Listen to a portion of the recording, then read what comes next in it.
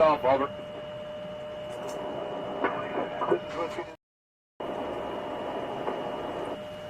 Whiskey 9 Yankee 7 November Golf, over.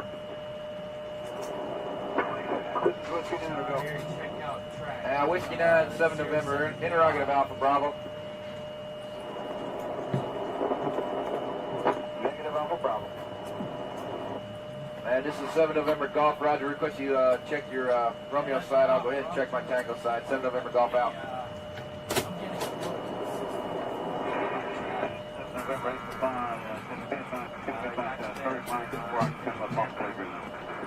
And 8 Clause 7 November, say again. 7 November, go. I copied a while ago, 1 Charlie transmission that my can use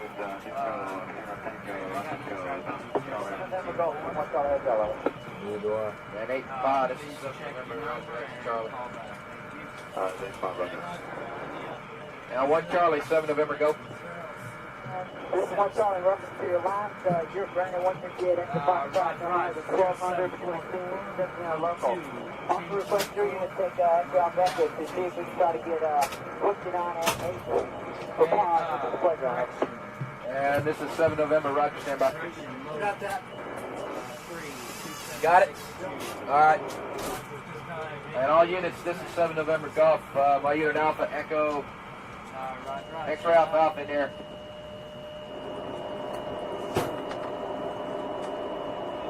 One Charlie, Alpha Bravo. Yeah, I never took a dip. I forgot to take a dip. Whiskey 9, 7 November, interrogative Alpha Bravo.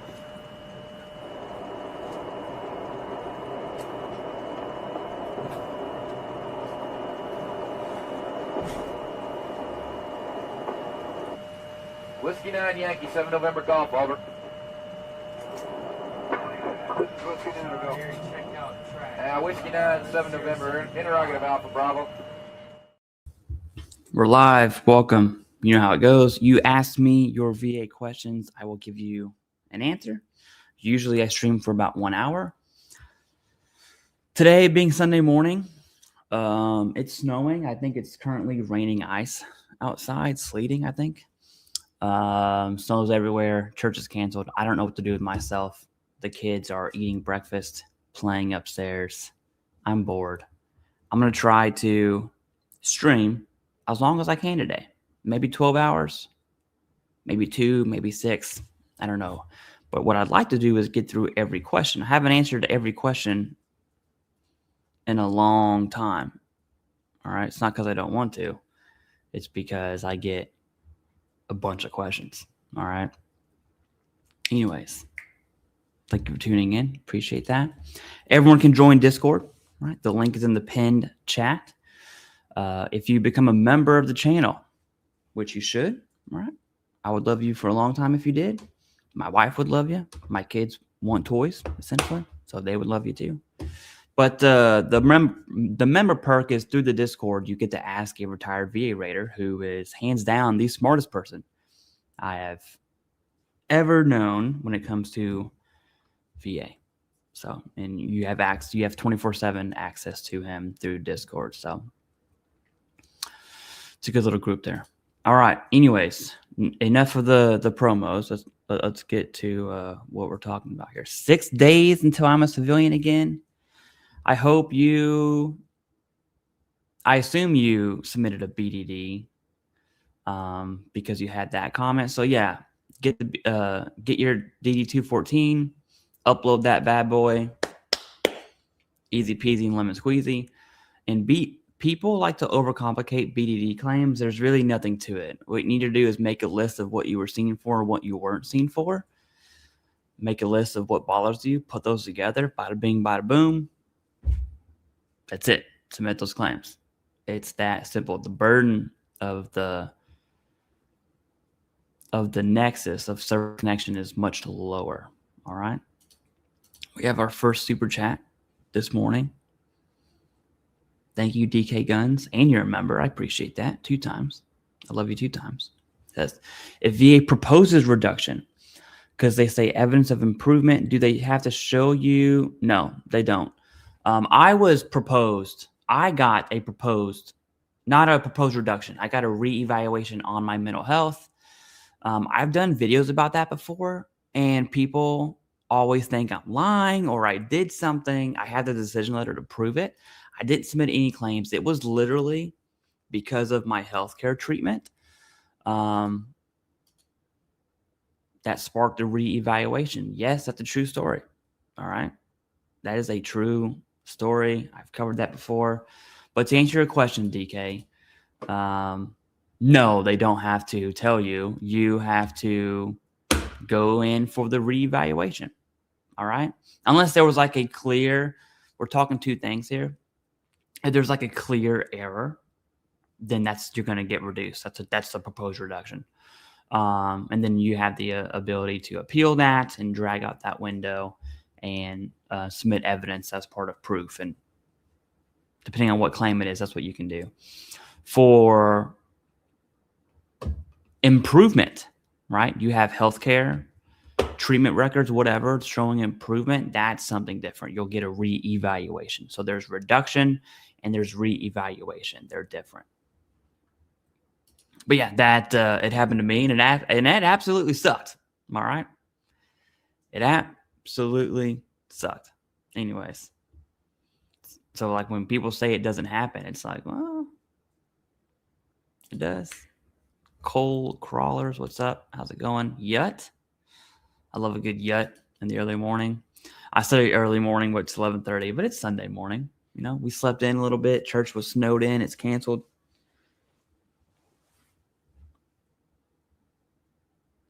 Thanks for keeping us informed. Thank you. Don Dempsey, good morning, and thank you for being a member. Thank you. Appreciate it. We got that one. All right. I was recently awarded 100%.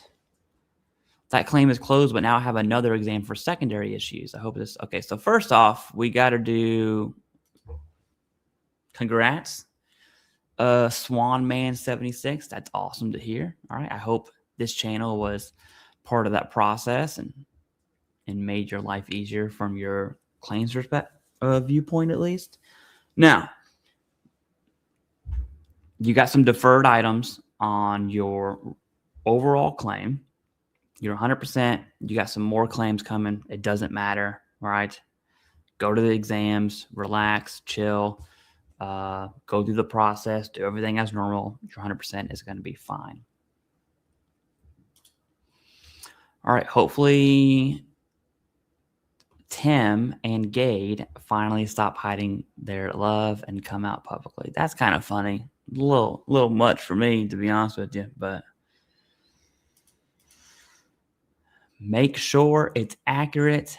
My 214 missing unemployment. That sucks. I've never had to deal with an incorrect 214 because I assume you have to go through the service, right? Like Marine Corps, Army, Air Force to get that fixed. And it's already hard enough it is to get stuff fixed while you're in. Imagine how hard it is to get stuff fixed while you're out. But yeah, make sure all that's good. U.S. Army Grunt. Good morning, Clay. Hope you and your family have a good day. Yeah, we are. We're not snow people. I hate the snow. I really do. I don't really like looking at it. It's too bright. But I don't like the cold, and I don't like the snow, and I really don't like the ice. And I really don't like when it rains on top of all that because then it just gets worse and freezes. And Northern Virginia is basically shut down right now. Yeah, well, screaming up the pipe, I guess. I have my appeal this week for my PTSD claim that was rated at 30. I'm trying to get 70. The appeal is over the phone. Will be FaceTime, and what should I expect? It won't be FaceTime. All right. And I assume you mean appeal by you did a higher level review with an informal conference. That's the assumption here. And the only way is it's going to be a phone call. And let me tell you how my HLR went. Okay. And obviously every reviewer is different, but the dude called me super chill, very laid back. It's informal, right? It's an informal conference. And he was like, hey man, my name is so-and-so. I'm with the VA. I'm the reviewer here. Talk to me about and it was migraines at the time. Talk to me about your migraines because it was rated at 0 and it should have been a clear 50. The reason I say that, and this is answering your question here. The reason I say it should have been a clear 50 is because I had the evidence to back up my mouth. The words that came out of my mouth was just reiterating my evidence. So, what does that mean to you, right? It means that what is your evidence for this 70% rating? What symptoms have you talked about? What documented clinical, medical, hardcore, hardline evidence, non-disputable treatment records that show your symptoms rated higher at 30%? I wouldn't say trying to get 70. I understand what you mean. The goal is to be properly rated for what you're dealing with. All right. And so I want to know what your documented symptoms are. Now, that assumes you have them in the first place, which if I'm betting money, you don't. But if that's the case, still do the HLR informal conference, talk your piece, always speak through your evidence. Feelings don't matter. And if you don't have any evidence, I wouldn't expect a huge favorable outcome. I mean, anything can happen. I just wouldn't expect it. But now you know, man, I'm going to go get evidence and then later on submit an increase, right? Intent to file evidence increase, I should say. All right, we have our first member who joined the team here, Rudy Ray Mo. Thank you for being a member. If you can hear screaming in the background, let me know. Because kids are screaming upstairs. If not, I'm just going to run with it. They will survive. But thank you, Rudy Ray. I definitely appreciate it. And wow, Junior Moreau. I think I probably butchered that. Man. Thank you so much. No reason to donate this much, but I do appreciate it. Hey, Clay. Just got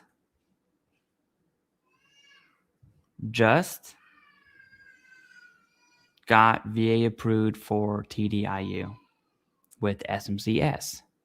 I have other claims in the pipeline, which should rate me 50% sleep apnea. I'm currently 90. So that should put me at 100 would that cancel SMCS?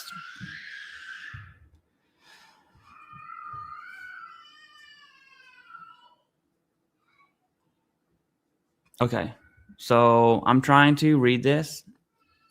What I think you're saying, and if not, don't donate again. Put it in the chat. I'll catch it. What I think you're saying is you're TDIU. All right. You are TDIU. You have tentative ratings that would put you at 100 plus the 60. So we're looking at SMCS there from the 160 plus. If that's the case, I don't know what your question is. But your IU, so you're at 100%. You're rated. You're being paid at 100% rate. I'm happy for you.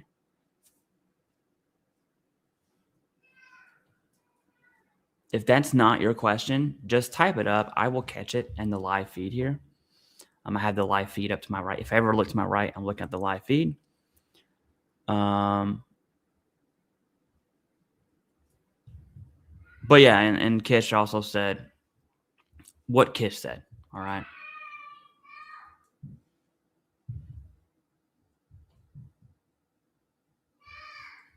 Okay. That was I'm not going to lie to you, homie. I do appreciate the donation, but that was a very hard comment to read. Decipher, I should say. But thank you very much. I appreciate it. Okay. Hey, boss, stay safe. Quick question. How common is migraine secondary to mental health? Very common. Very, very common, especially I'm no board certified psychiatrist like Dr. Sharma. I'm gonna have to go upstairs in a second. I'll be right back. But it's extremely common. Okay, and I would say way more common than migraine secondary to tinnitus. I think the best argument for migraine secondary is cervical, right? When you have a severe neck or upper spine condition. But number two is definitely mental health. primarily on the PTSD, anxiety, stress side of the house. Anyways, let me go make sure the kids are not dead. I will be back in 1 minute, okay?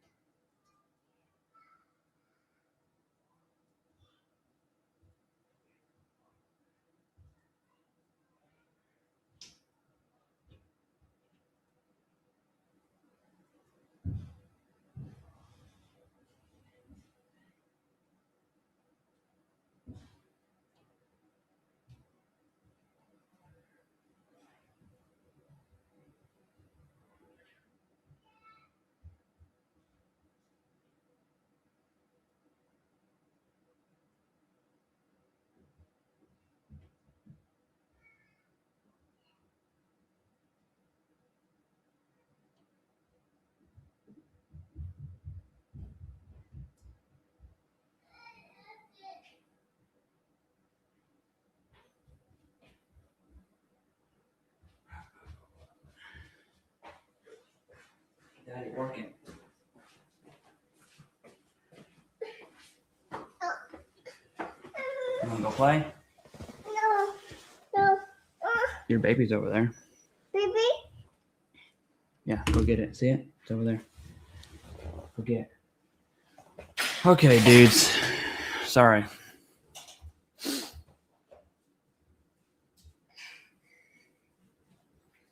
All right, I don't see anything from that person. I'm going to assume that they weren't IU, SMCS, that they were IU, and then this future claim would have put them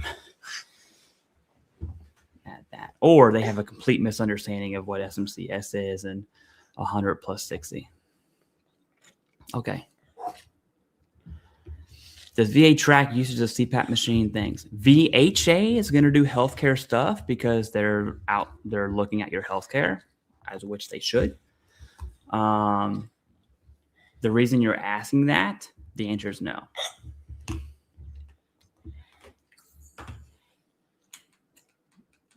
You want to watch TV? No. What do you want, Mickey Mouse? No, Mama, Papa. You want Peppa Pig? Yeah. Okay. All right, Clay, given the current changes to VA, do you see the removal of 100% P&T veterans ratings without the filing new claims? No. Ooh, I totally missed that. Okay, I missed that. I'll get your super chat. I apologize. But to answer this question, no. Like capital N, capital O, no. No. All right. Sorry about that. TAR Talk 538. My claim has been sitting in evidence gathering for 8 months. All exams and medical documents uploaded. Why is it taking so long? I hate that I can't answer this question. Actually, no one can. When it comes to timelines, there's not a single person on this planet that can answer that for you. Now, what should you do? 8 months, right? Sitting in evidence gathering. I'm curious if you have an accredited service officer because they can kind of peek. They can peek behind the curtain. For you there, you could make some calls to the VA that really wouldn't do much. Having an accredited service rep would be your best bet. But as far as why is it taking so long, I can't answer that, man. My examiner said I had a good shot at 100% and believed I'd get it. I had a brain tumor with a ton of secondaries. I hate to see that, man. I'm glad that it was out of pocket for the examiner to say that for sure. However, when the examiner says something like that, it's generally they're going to write you a favorable Nexus, right? Especially if they've been in the game for a while. So, you want Mickey Mouse? Yeah. Okay. No, you didn't butcher it. Oh, awesome. I have SMCs now with IU, wondering if that would cancel because none of my ratings. So SMCs, let's say you have SMCK. No, that wouldn't go away. All right. If you do not meet the criteria for SMCS specifically, yes, that will go away. Looking at housebound and ANA. Let me put on this dang Mickey Mouse Clubhouse for her real quick. I keep trying to do two things at once. Mima. Yeah, and then I also want to show you Kish's comment as well, because he also gave his answer, and his answer is better than mine, by the way.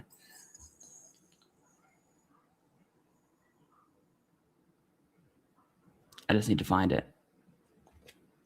Oh, it wasn't Kish. It was RATER HQ. But Kish agreed.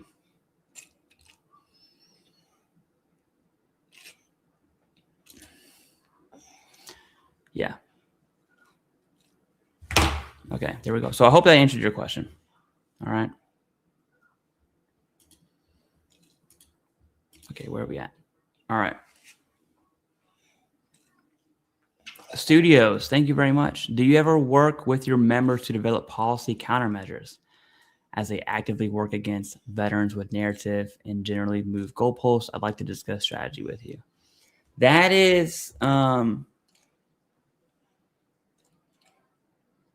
it was Rudy. I'll answer it again in a second. Or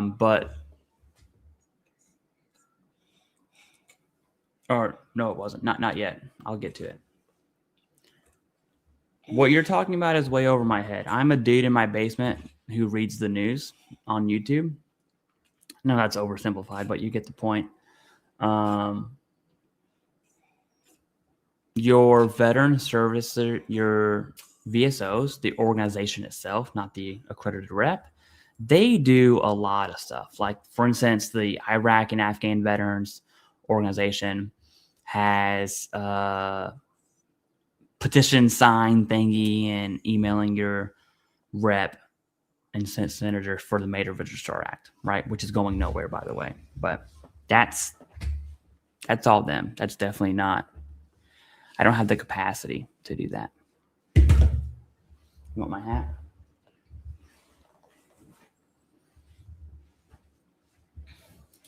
And thank you, Tracy M. That was a good burp. Wow. Can't believe that came out of you. Tracy M, thank you. And you used to be a member, so welcome back. I appreciate you. Longtime fan of the channel here. Okay, let's get back to answering questions. Ray, we will come across yours. I need to find out where I was at. I got it marked, don't worry. Proposed mental health ratings don't account for suicidal ideation. VA says they're trying to reduce suicide. There's a disconnect. Your thoughts? Yeah, so we have to separate healthcare and VBA. Okay, so I wouldn't draw a direct line, but not a straight line at least. Maybe it's a little curved. But although SI isn't mentioned directly into the bucket criteria, the aspects of your life and having those symptoms are absolutely going to shift. Okay, 100%. So it's still accounted for looking at the whole quality of life aspects. Baby, can you sit down? Can you sit down? Look, you're on camera. That's you. That's you. Yeah, that's you. And Daddy's trying to see. Yeah. All right. Congrats on 20 million views. Thank you. I appreciate that. It is the goal. When I made this channel, it wasn't to do this full time at all. It was to, I was already helping my friends and I have the PsyOp background in me. So I understand media and I wanted to try something cool. So I did it. It worked. I did that for about 2 years. And while working full time as a federal employee, which absolutely sucked, by the way. And from where it was to where it's at now, it's pretty wild, man.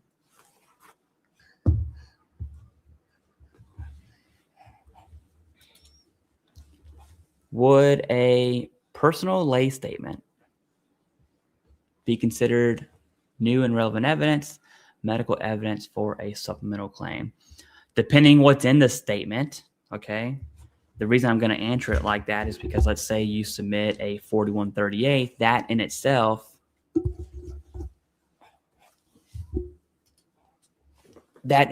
is nothing but what's in the statement, okay?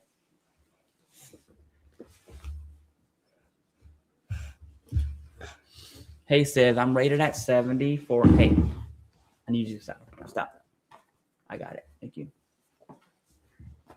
Look. I'm rated 70 for anxiety, 90 total.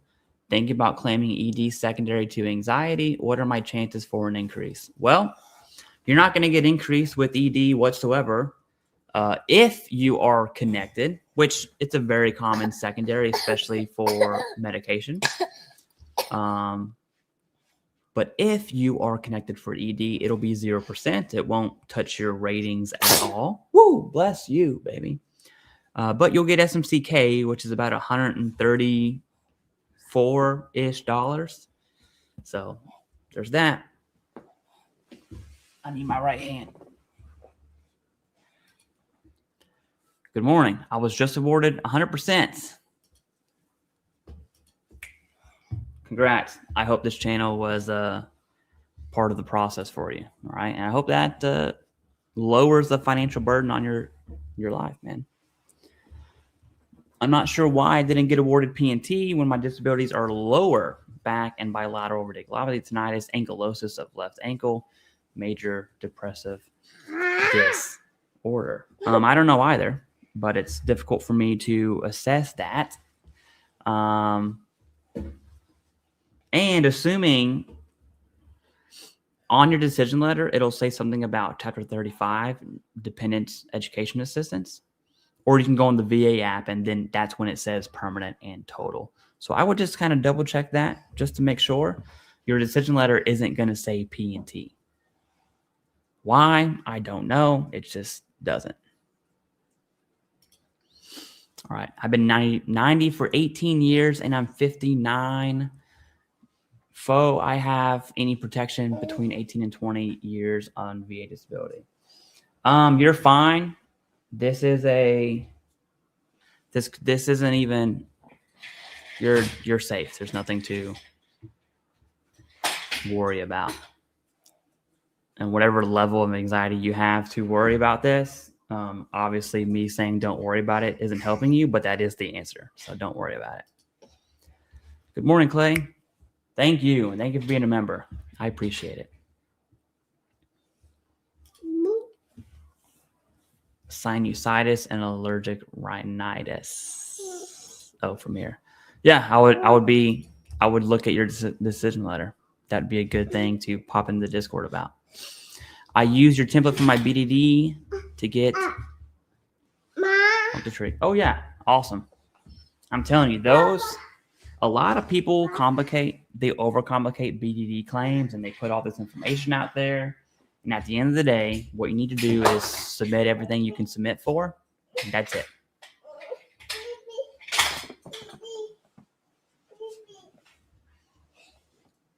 Why don't you go play kitchen? We got all these toys. All these people here through donations and watching videos. Thank you, by the way. Google AdSense revenue. All these people paid for all these toys. Go play. Huh. You know? Okay, please help find soldiers that really had PTSD, TBI, and were diagnosed with personality disorder. I was one of them. I almost died and went to prison. And now when I found out, it saved my life. I mean, I'm glad that it saved your life. I don't know what you want me to do. But yeah, the PTSD, TBI that's a hardcore combo. Good morning. How's it going? We have another chat here. Michael Stewart, 8021. Thank you. Write your question down below because I'm not going to search for it. But write your question down.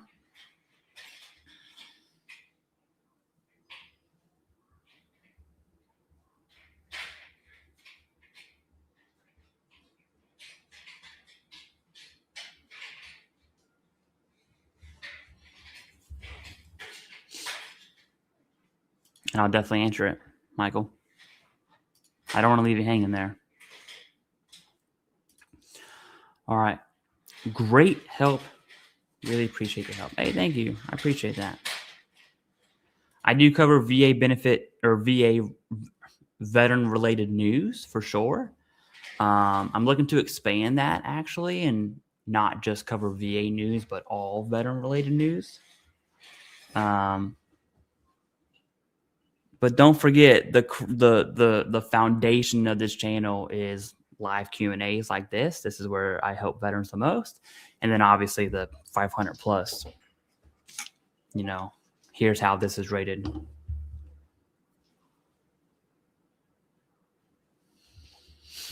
I have some big news for y'all that I will share when it happens, but it's going to happen this stream. It just came across my attention right now. So don't go anywhere because it's pretty big news. It's going to blow your mind. It's blowing my mind. Okay, I'm excited now. All right. Morning. I have a question. I put the FOIA request in March of last year. I did say go play with your toys, so I can't be mad. You put the FOIA request in March of last year. You're still waiting on it. Yeah, that's, I mean, sorry. It's going to take a long time. People are reporting 9 to 12 months right now. It was 6 to 9. That's moved into 9 to 12. And there are a few people reporting over a year. So, got my first CMP for PTSD on Tuesday. Well, David, wishing you the best. I'm going to shoot you a video, though, for mental health CMP exams.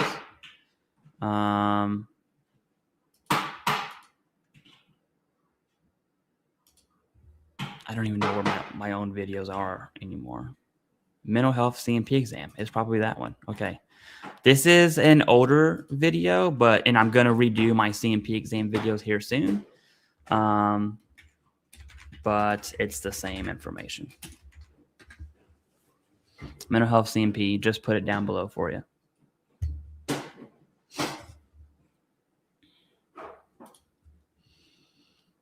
All right. Hi, Clay. I'm filing gout, sleep apnea, GERD, secondary to PTSD, AUD. The question is, should I put all secondaries on one form or separate into multiple 4138s? So you don't have to say I'm going to answer it this way for a reason, just to make sure. You submit the secondary claims. All right. You don't have to write a statement saying, I'm claiming these secondary to this. Right. For instance, sleep apnea, secondary to PTSD. I'm telling you, your statement wouldn't even be used as toilet paper. Okay. Your statement's not going to do anything for sleep apnea secondary to PTSD. It's just not. GERD, looking at your symptoms, which would, I don't want to say hopefully be esophageal stricture because that's severe. But if it is, then you need to annotate, you need to outline the evidence that you have for esophageal stricture, because clearly you would have evidence for that. And if not, if you're diagnosed with GERD and you have heartburn-like symptoms, that's 10%, as we know, with treatment. So, and then there's no gout. I mean, like, what are you going to say about gout secondary, right? You don't have the ability to provide the nexus. And I think these disabilities are pretty straightforward. All right, we have a new member. This is our third member of the stream. Thank you very much. I appreciate that. Junior. Oh, wow. This dude's a rock star. Okay, no more. Junior. Thank you. You have this. You had this. Now you're a member. No need. I got you. But thank you. Appreciate it. And if you are a member or not, join Discord. Members will have to link your account and you'll get access. So, reservist. I sent my intent to file December 31. I'm waiting for LOD approval. I am so glad that you said that, which tells me you're thinking of evidence, which is good. Should I file sooner than later to ensure I qualify for sleep apnea? I assume you get, I assume you have your diagnosis, and so I'm not sweating that. And I would also assume your LOD is not going to take 6 months to go through. Now, it is the reserve side of the military, so that could be a truth there. But I wouldn't. The reason you're asking that question, I wouldn't sweat it that much. I think you're fine. Let it ride. Let it ride. And it would be your intent to file date.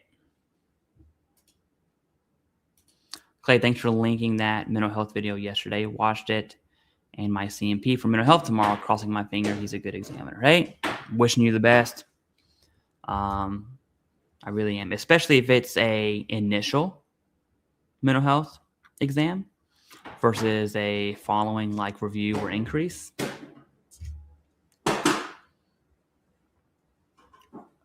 Right, because M21 TAC 1 changes. By the way, I'm not sponsored by them, obviously, but this Fairlife chocolate protein thing, pretty dang good. Pretty dang good. Did I? Oh, no, I didn't. I wanted to make sure I didn't miss that. Okay. Filing for migraines, it will be a TERA angle. Okay. How difficult is it to get service connected? Been seeing a lot of approvals on Reddit, in my opinion, or not. So I would let me just, this needs to be said. Just because someone else is approved via TERA, direct, secondary, doesn't matter. It has absolutely nothing to do with you at all. Nothing. Zip. I want to know what's your level of exposure, right? For instance, someone who, I'm trying not to sound like a douchebag when I say this. In Bagram Air Base in Afghan, they had chow halls and ice cream and buses, literally a bus system to get you from point A to point B. And the burn pit was like a click away. You're still exposed to burn pits and then heavy particulate matter for sure. But their level of exposure is a lot different than the person at the patrol base who's burning feces from wag bags every 2-3 days, right? With direct contact of the burn pit. And so for you, I would just describe the level of exposure. Like, what is your exposure exactly? How long is your exposure? What's your contact to exposure, right? A good analogy to use is, were you the person smoking the reefer or were you the person beside them, right? Who's going to be more high? I hope that's not a bad example, but you get the point. It's the person who has more exposure. Theoretically, has a higher chance of suffering from whatever it is they're suffering from, right? So I wouldn't worry about Reddit. Church is snowed in. Church is snowed in. I did give a message on the Instagram for our students, but other than that, it's snowed in. I think I missed this one. Utah politics 3588. I have a feeling you are passionate about Utah politics. Does an ITF supplemental for appeal change your effective date if denied and higher level review is requested?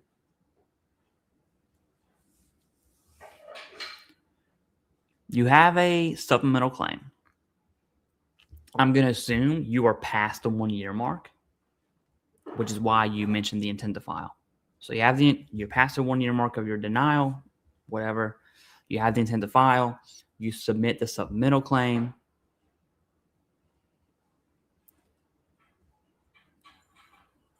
If denied and higher level review is requested, your supplemental claim was approved at 30. Then you did a higher level review and you're asking about the effective date. Also, the percentage that was awarded. I think that's what you're asking me. Okay. And it wasn't past 1 year. Okay. Let me roll that back. So your intent to file doesn't matter. You submit a supplemental claim within 1 year of your claim. You got awarded 30%. You did a higher level review. Can they change the effective date? So let's talk about reviewers. All right. When the reviewer has your claim, they can go back a million years. That's exaggeration, obviously, but they can do whatever they want, essentially. And so if they find an error, they will fix it on this claim or a claim you submitted 5 years ago or last week. It doesn't matter. All right. So if they find an error, for instance, you weren't diagnosed, so the date of diagnosis can't retain the original intent to file from the supplemental appeal that was within 1 year, then yes, that would be grounds for them to do that. If that's not the case, then likely they made a mistake. But it is kind of weird to see a reviewer make that mistake during that. Yeah, I got it. You got 30%. You filed HLR. Yeah. But I hope they answer your question. The answer is it depends on your situation, right? More than likely, I wouldn't sweat it. Dr. Falcon should give up his disability rating. Well, granted 30% flat feet with osteoarthritis, bilateral denied ankles, lack of evidence. Worth trying new x-ray evidence. Try again, impacting work as a driver risk involved. So your question is, should you get new x-ray evidence as part of your new and relevant evidence to submit a supplemental appeal? That's what you're asking me. My answer to that is, what was the basis of your denial? Were you denied because you didn't have a diagnosis? It says denied because of lack of evidence. That's not why.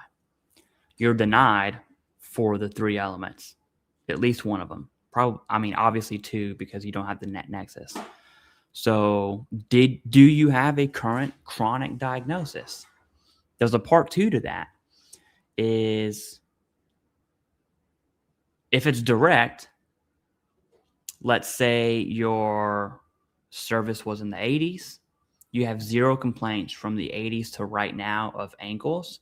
The disability, the chronic disability, was not persistent, and that would be a reason a CMP examiner would not give a positive opinion, which then would force the VA rater to deny the claim. All right. So, church in session. That's right. Howdy. You want more? Okay, it'll play. It'll play. See?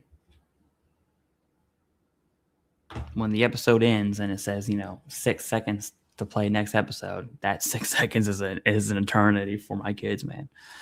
All right. Clay, was your re-eval within the within 5 years? It was at the 2-year mark.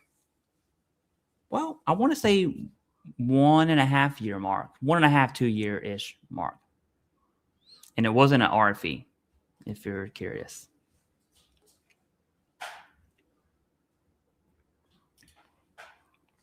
As a Army reservist during my career, I accrued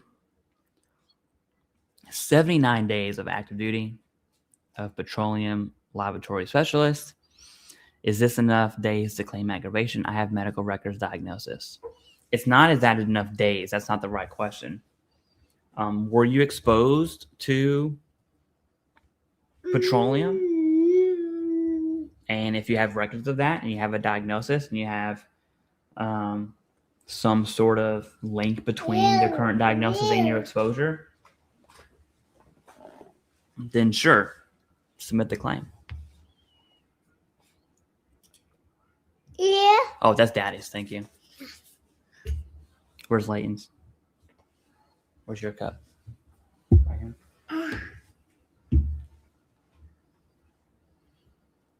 You're in VA, huh? I'm in Virginia. Yes. I'm in Northern Virginia. Just south of DC.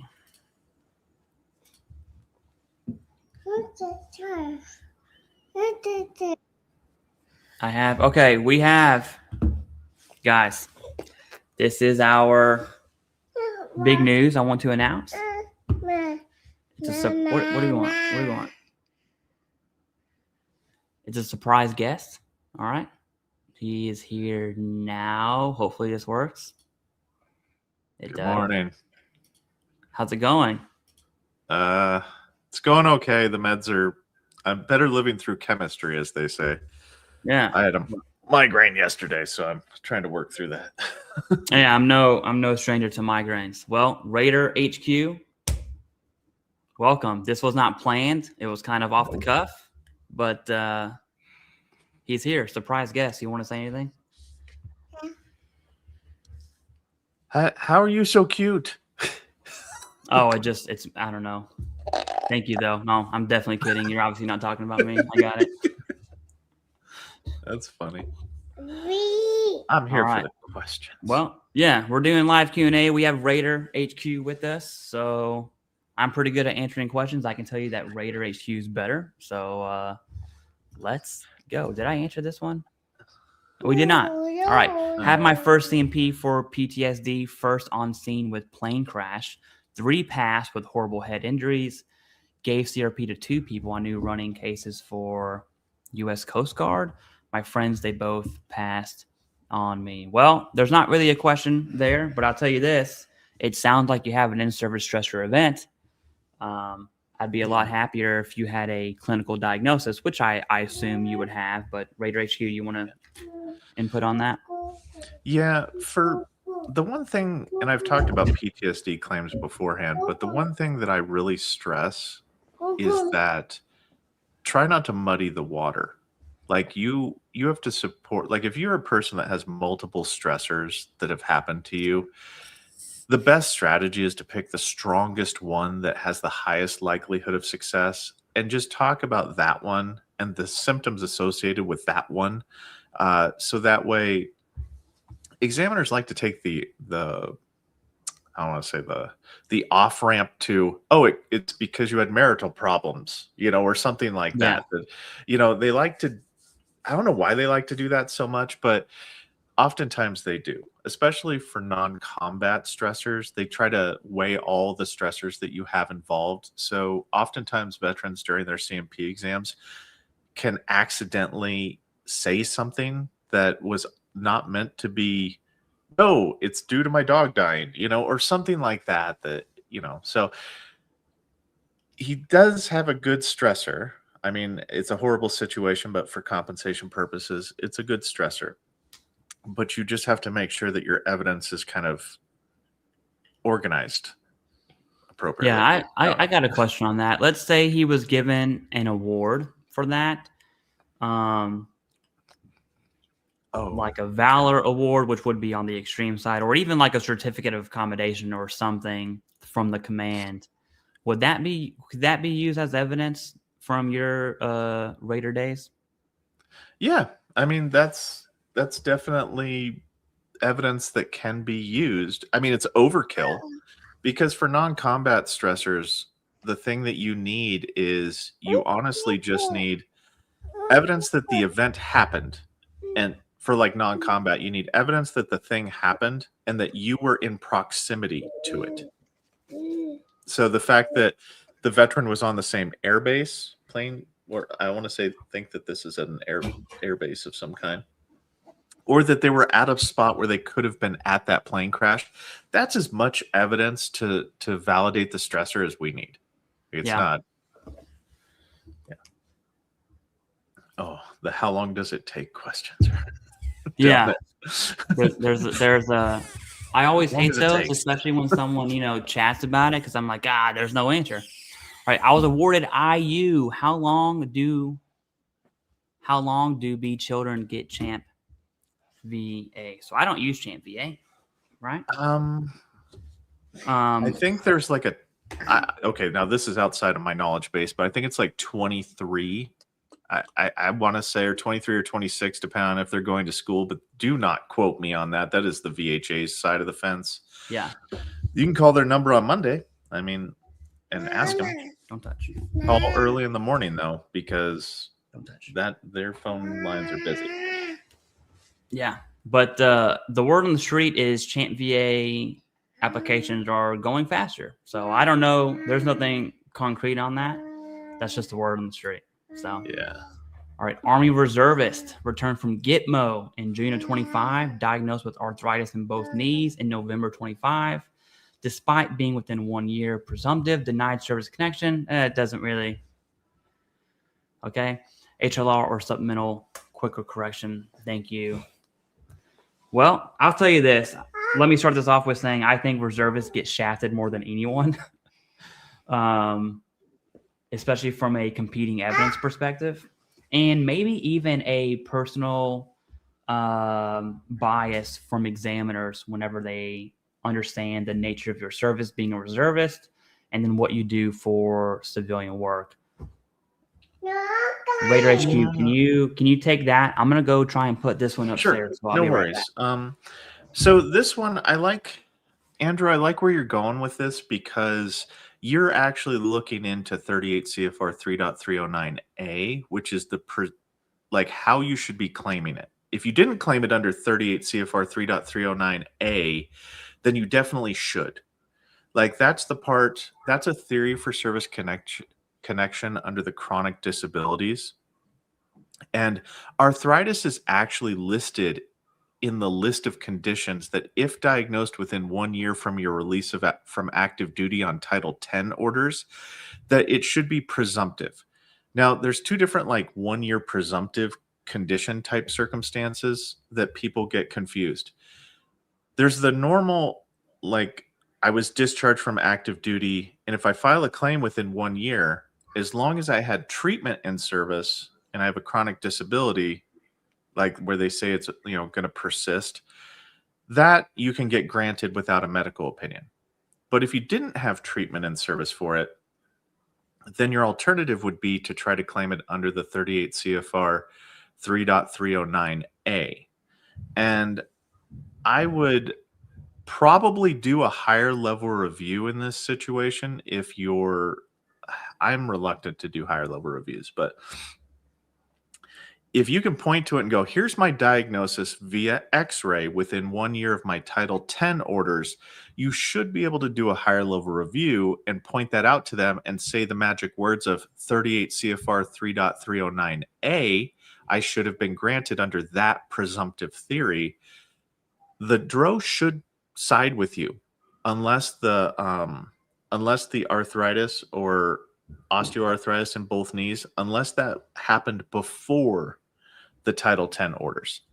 As long as your first diagnosis at all was that within a year, you should be able to claim it under the 38 CFR 3.309A. I hope that helped, Andrew, because a lot of veterans misunderstand that presumptive, like that 1 year following discharge. They think that it's presumptive, but it's actually not. There's still a judgment call. There still has to be element 1 and element 2. So I hope that answered it. I'm sorry, Luna's here and she's might woof. You bring the dogs, I bring the kids. All right. That's funny. With RATER HQ. I'm going to change the title. Oh, yeah. I should stream this quick to my audience. Hold on. I'm going to stream it. Again, kids and dogs. Yeah. If you need anything from me, just stream it on your channel and let me know. Okay. No, it looks like get it's back to answering some questions here. And I have no timeline on this, by the way. So whenever you got to go, just leave. All right. That's cool. All right. Got a propose to reduce in September from my 60% down to 0, which put in at 90. Got a second proposal to reduction 2 days ago. Same. First reduction is still going, part 2. Let me just make sure there's not another chat here.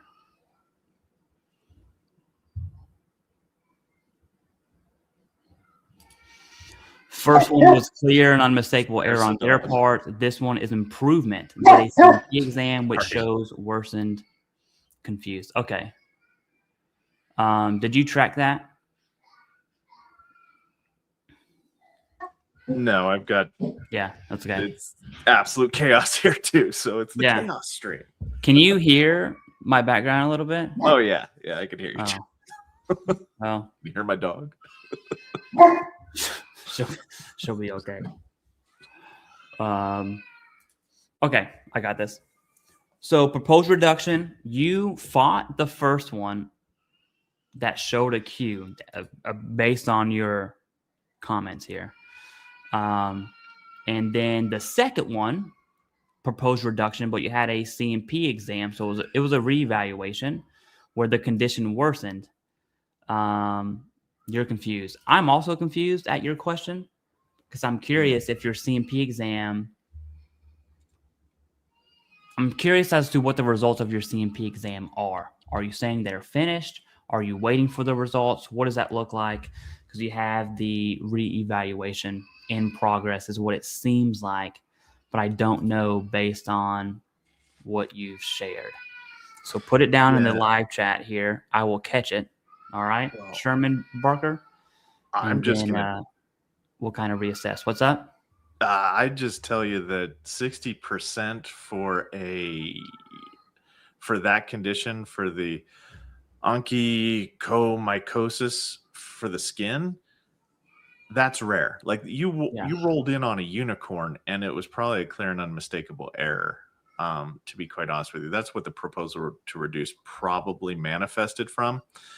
Because 60% is the highest, and you have to have like over 40% of your body covered by it, which is possible. And you also potentially need to have very drastic treatments that for it, which is not normal for that condition. So it's gonna like recovery to 60% is highly unlikely unless you have drastic medical evidence showing that you have the general rating criteria for 60%. Yeah. So. And it's the skin. The skin is not, the skin is pretty difficult. The skin for high, to maintain high ratings, I should say. Oh, can I just take an aside here for a second? Yeah, go ahead. Have you ever, there's this thing about the skin where you can combine 2 separate skin ratings together to get a higher overall evaluation. Are you aware of that? Like, no, I'm not. Okay.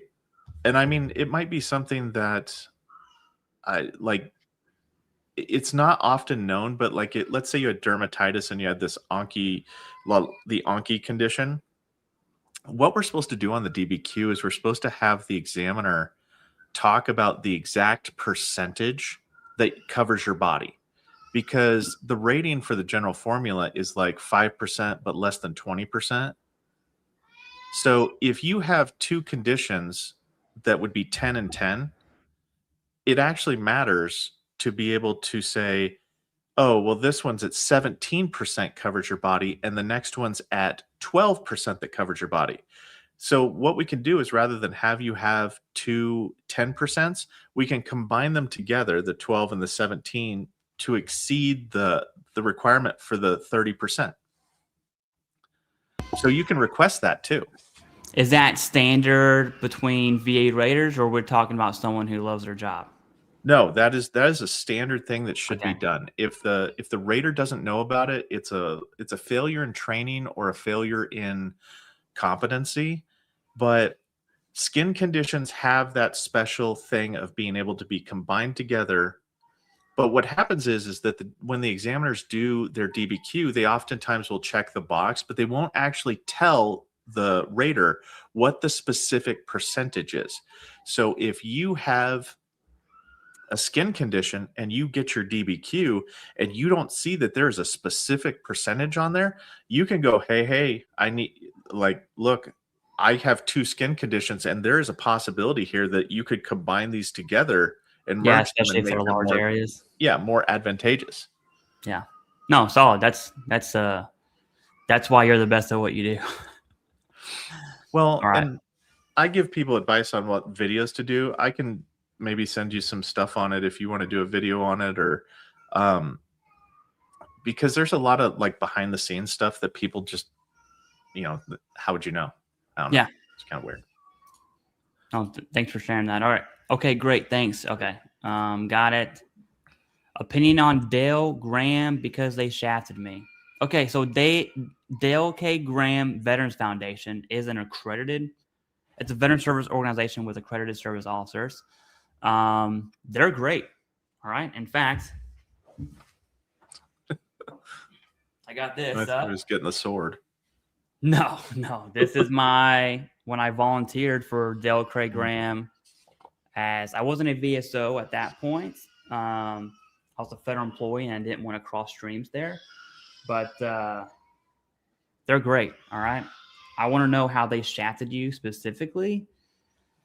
And I'm not going to defend them because there's definitely poor VSOs out there. They've had a leadership change, and I don't know your situation, but I will say this. Sometimes the fault lies on the veteran, man. I've seen veterans submit the dumbest claims ever with zero reasoning and blame everyone else but themselves for a poor claim. That's a whole other topic I don't really want to get into, but yeah. It sucks because there's no nice way to put it. Either they were bamboozled by bad actors, bad education. Exactly. Yeah. That's the thing that just grinds my gears. Like, I'm not good at YouTube. I'll be honest with you. I don't know.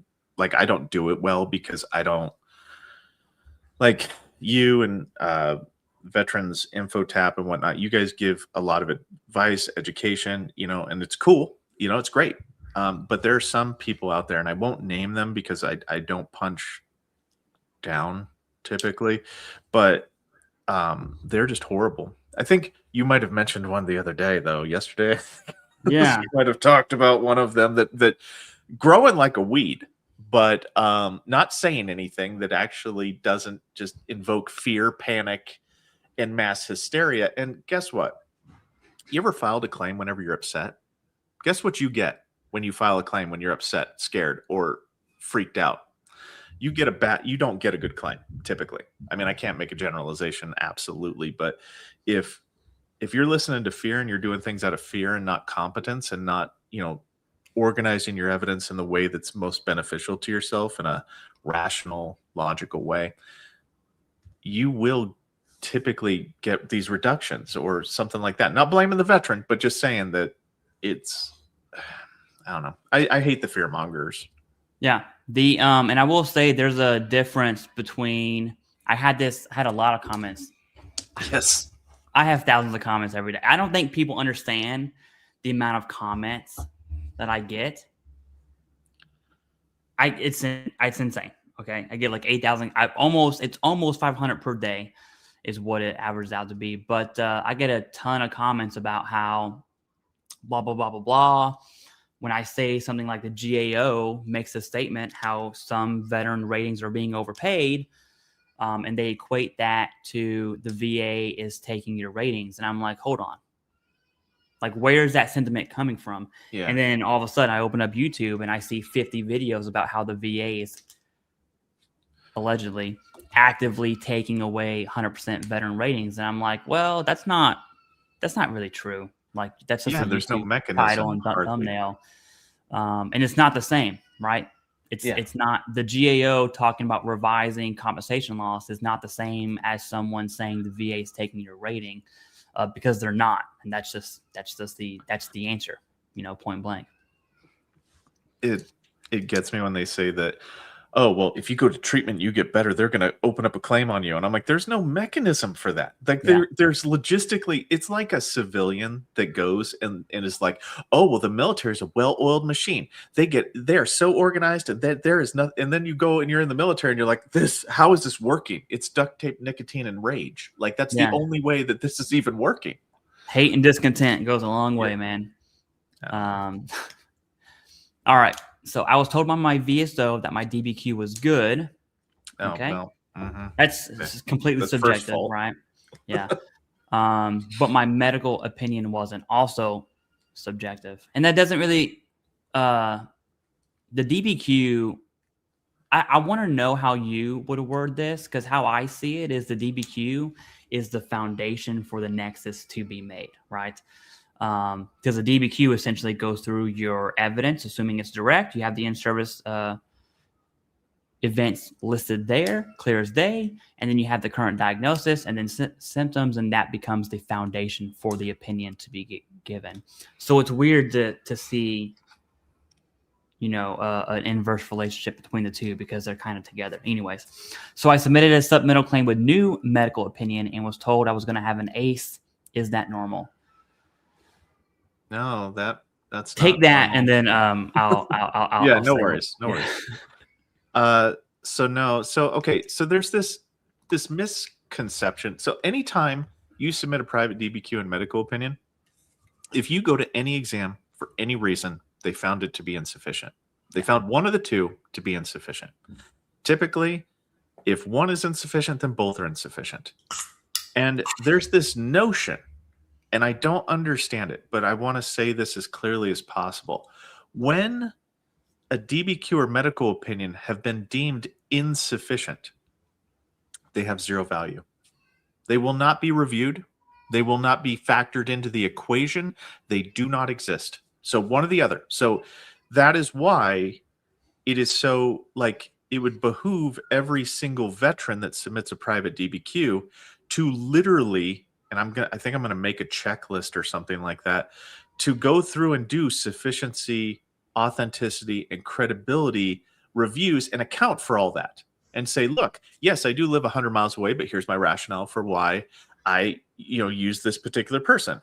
Or I'm going through and I'm doing, their credentials don't match. Like NPI credentialing is how most things get disqualified. But if you're getting an exam, something has went wrong, horribly wrong, because what should happen is that DBQ and medical opinion should go directly to the rater, and they should rate it if it's sufficient. Yeah, I don't mean to put you on the spot here, but I'm totally going to. That's fine. You had a stream, I believe it was yesterday. My days are just kind of the same day. And the sentiment was submitting a private DBQ and private Nexus would equate to not showing up to your CMP exam. And just up front, I totally disagree with that sentiment completely. And then that led to the conversation of 100 miles and why the VA would deem a DBQ insufficient. So I know that's two different conversations here. I want to focus on the insufficiency part. So first off, in your opinion, do you think legitimate, actionable, insufficient DBQs are being rubber stamped as not being sufficient? From personal experience, yes. Okay. Yeah. I'm glad you said that, because that makes me that happy. have nothing to do with like that have nothing to do with the evidence within them. A lot of the time, and I don't have any papers to back this up, but a lot of the time, like the VSR is the first to touch it. They're the first person that can deem it insufficient. And then once they deem it insufficient, they send you for an examination and they create evidence. And then once they create evidence, well, then the ship has sailed. The poop has left the horse, as they say, because now you've got an exam, and those exams typically might not mirror each other. So the private DBQ might not match what the new examination says. So, but I went through and I did a video on this like the day before yesterday, I think, in which I talked about how you have to go to the exam. If they schedule you to go to an exam, you have to do it. You should always do it. You should always go to the exam. There's never a time to not go to the exam. And then I also reported in the same video, because there's a duality to information. It's true until it's not. You can also potentially reschedule your exam to the point that you can get it to go back to the VA and hopefully get a different person to review it and have them see if it's sufficient or not. Because we can disagree. Like VSRs can disagree, RATERs can disagree, and you might be able to get a different set of eyes. However, that's a strategy that has risk associated with it, because they could say, nope, and then still send you to the exam. And if you don't go, that is actually an indication of inauthenticity if you do not go to a scheduled exam. Like if you have private DBQs, private medical opinion, and they schedule you for an exam and you don't want to go, it actually says in the manual that it is an actual indication of potential inauthenticity. Yeah, that's the private DBQ thing, I think is I want to answer more questions, so I don't want to spend too much time on this. No, that's fine. But I think it is something that the VA is going to have to address at some point. Like they are very... we see the OIG report coming out with indication of fraud. That's where the 100 miles really comes out. The interpretation of that is a rubber stamp feel, and veterans are absolutely feeling that. So when you have a actionable, sufficient, or legitimate DBQ get rubber stamps, it absolutely sucks, right? Yeah. And the VA is just kind of... I don't know if there's some kind of forcing mechanism to force them to review a DBQ, and I know that there's a M21 TAC 1 thing that says that they would have to, the claims processor would have to annotate why the DBQ is sufficient. Yes. Which I understand that, but it's like if they report it's over 100 miles, that's you're still going to the exam, right? That's yeah, you're still 6 one way, half a dozen the other. Yeah, you do get a second review that can happen by the RATER at the time, because I've actually done this where somebody, the VSR, who doesn't adjudicate claims, they don't know what it takes to adjudicate the claim. They know what it takes to get an exam, and that's the extent of their knowledge pretty much. But they disqualify the DBQ for personal reasons or for legitimate reasons. There is both sides to this. But I've gotten it to where I went to the examination, or the veteran went to the examination, and then I get it. Well, I review the original DBQ and medical opinion and go, there's nothing wrong here. That you didn't have grounds to disqualify that. So in that situation, nobody's ever asked me this. What happens in that situation where the RATER actually supports you having the DBQ? Well, at that point, I can merge the two DBQs together. Right? I can actually combine all the symptoms. So if the VA DBQ listed symptoms that were not on the private one, I can add them all together, culminating it into a much potentially larger evaluation, right, in the veteran's favor. So that's one of the reasons why I tell people always go to the exam, because you can have a RATER that could catch it and they could just merge them together. Here's another on that. Let's say that happened. Either one of the two scenarios happened. What you just described, where you have both, or a claims processor deemed it sufficient, the rater agreed. Does QRT play any role in kicking that back and being like, well, you guys suck, so order the exam? Yeah. Yeah, and they do suck. Yeah. Like QRT sucks. I hate them so much. Like I hate them with a passion. And I know hate's a strong word, but I've never seen people that get paid so much to know so little about the job that they do on a daily basis. But yeah, somebody can catch feelings. Like the QRT can catch feelings about something and say, you know what? I disagree, because they have the ability to do a difference of opinion. Like they can disagree with that, and they can, because they're the ones that interpret the M21 and the 38 CFR. So if they say that you interpreted it differently than you should have, then yes, they can force you to go back. Now, I've had some pretty colorful conversations with some QRT in which I said, you know what, then you can have somebody else do that, because I won't do it. I will not take that grant.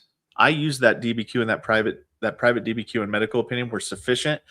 And if you want to change that, then you change it. I'm not going to change that. You can rewrite the whole rating all you want, but I will not take that away from that veteran, because it's factually true. Not because I'm pro veteran to where, you know, even if it's wrong, I'm still going to say it's right. The facts are the facts. The facts are the facts. Well, I am sad that you don't work. You're not at the VA anymore, right? So part of me wants you to go back to work. So the retirement. Yeah. Get back to work. No, I'm kidding.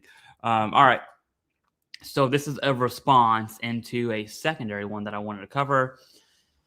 The original question was about migraines secondary to mental health. And so this person replied, I'm 70% PTSD, applied my migraines as secondary, examiner said less likely than not.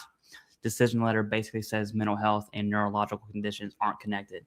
The reason I wanted to bring up this response, although there's no question here, every time I get a chance to say this, I always take it, is secondary conditions are not a one-size-fits-all. And I always use my snapback. This snapback, if I make it small, it'll fit on my daughter's head because it's a one-size-fits-all. That's not how secondary disabilities work whatsoever. I'll change that in a second. I'm just going to match Rater HQ for, I guess, or just have a no face live stream. But yeah, the every single claim is unique. It's extremely unique. There's circumstances. There's competing evidence. I want to know if you're diagnosed. That would be question number one. I want to know if there's competing evidence. What other conditions do you have that would lead to your migraines? What is your treatment for your migraines like? Do you have anything to say to that while I'll change my battery?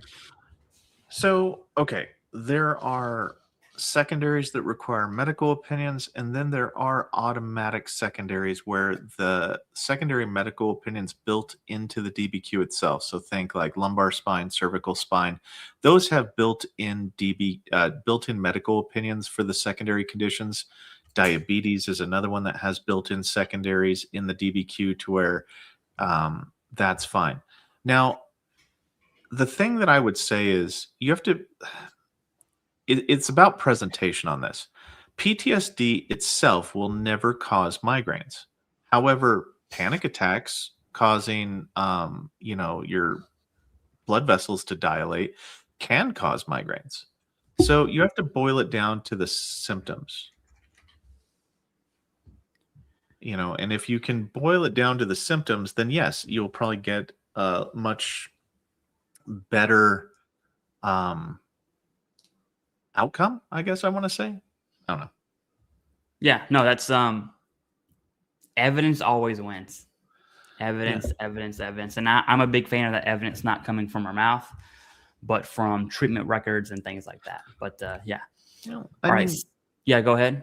Sorry, I was going to say, like, I'm fine with evidence that comes from the mouth, but it always has to be corroborated, because there's like a rating scale, and it's kind of unofficial, but your evidence actually has value, but you can assign more value to it if it's corroborated. So if two doctors also support what you're saying, then that examiner's going, okay, I'm pretty safe to go with the flow of this. There's like a current of evidence. And if what you're saying goes against that current, you're not good. They're going to just go, okay, I don't believe that. Yeah. You have 11, you you have 15 personal statements that say that you're missing your leg, but I just watched you walk in here on 2 flesh covered legs, so I don't know. Yeah. This is a comment, a dig at me. It says, please consider thinking about whether you decide if running the money drop graphic, which is this one here. I'll do it just because I can. Yeah. For folks who won their claims, it's a good look considering the current toxic environment surrounding VA comp. I'll tell you this, if all the sentiment that's against VA disability, how you combat that is with good sound arguments, right? So when I found it absolutely amazing how Representative Self talked about those who are rated aren't working. And the VA senior exec was like, well, actually, the data shows that most veterans who are 100% are working. And I'm like, eat that, good sound arguments. And the reason I do that is because I think we should celebrate when veterans get 100%. Because overall, less than a third of all veterans are rated for anything. And it's just so when people say veterans are defrauding, they are literally ignoring the 12 million-ish veterans who aren't rated at all. So I'm going to keep doing it. It doesn't matter.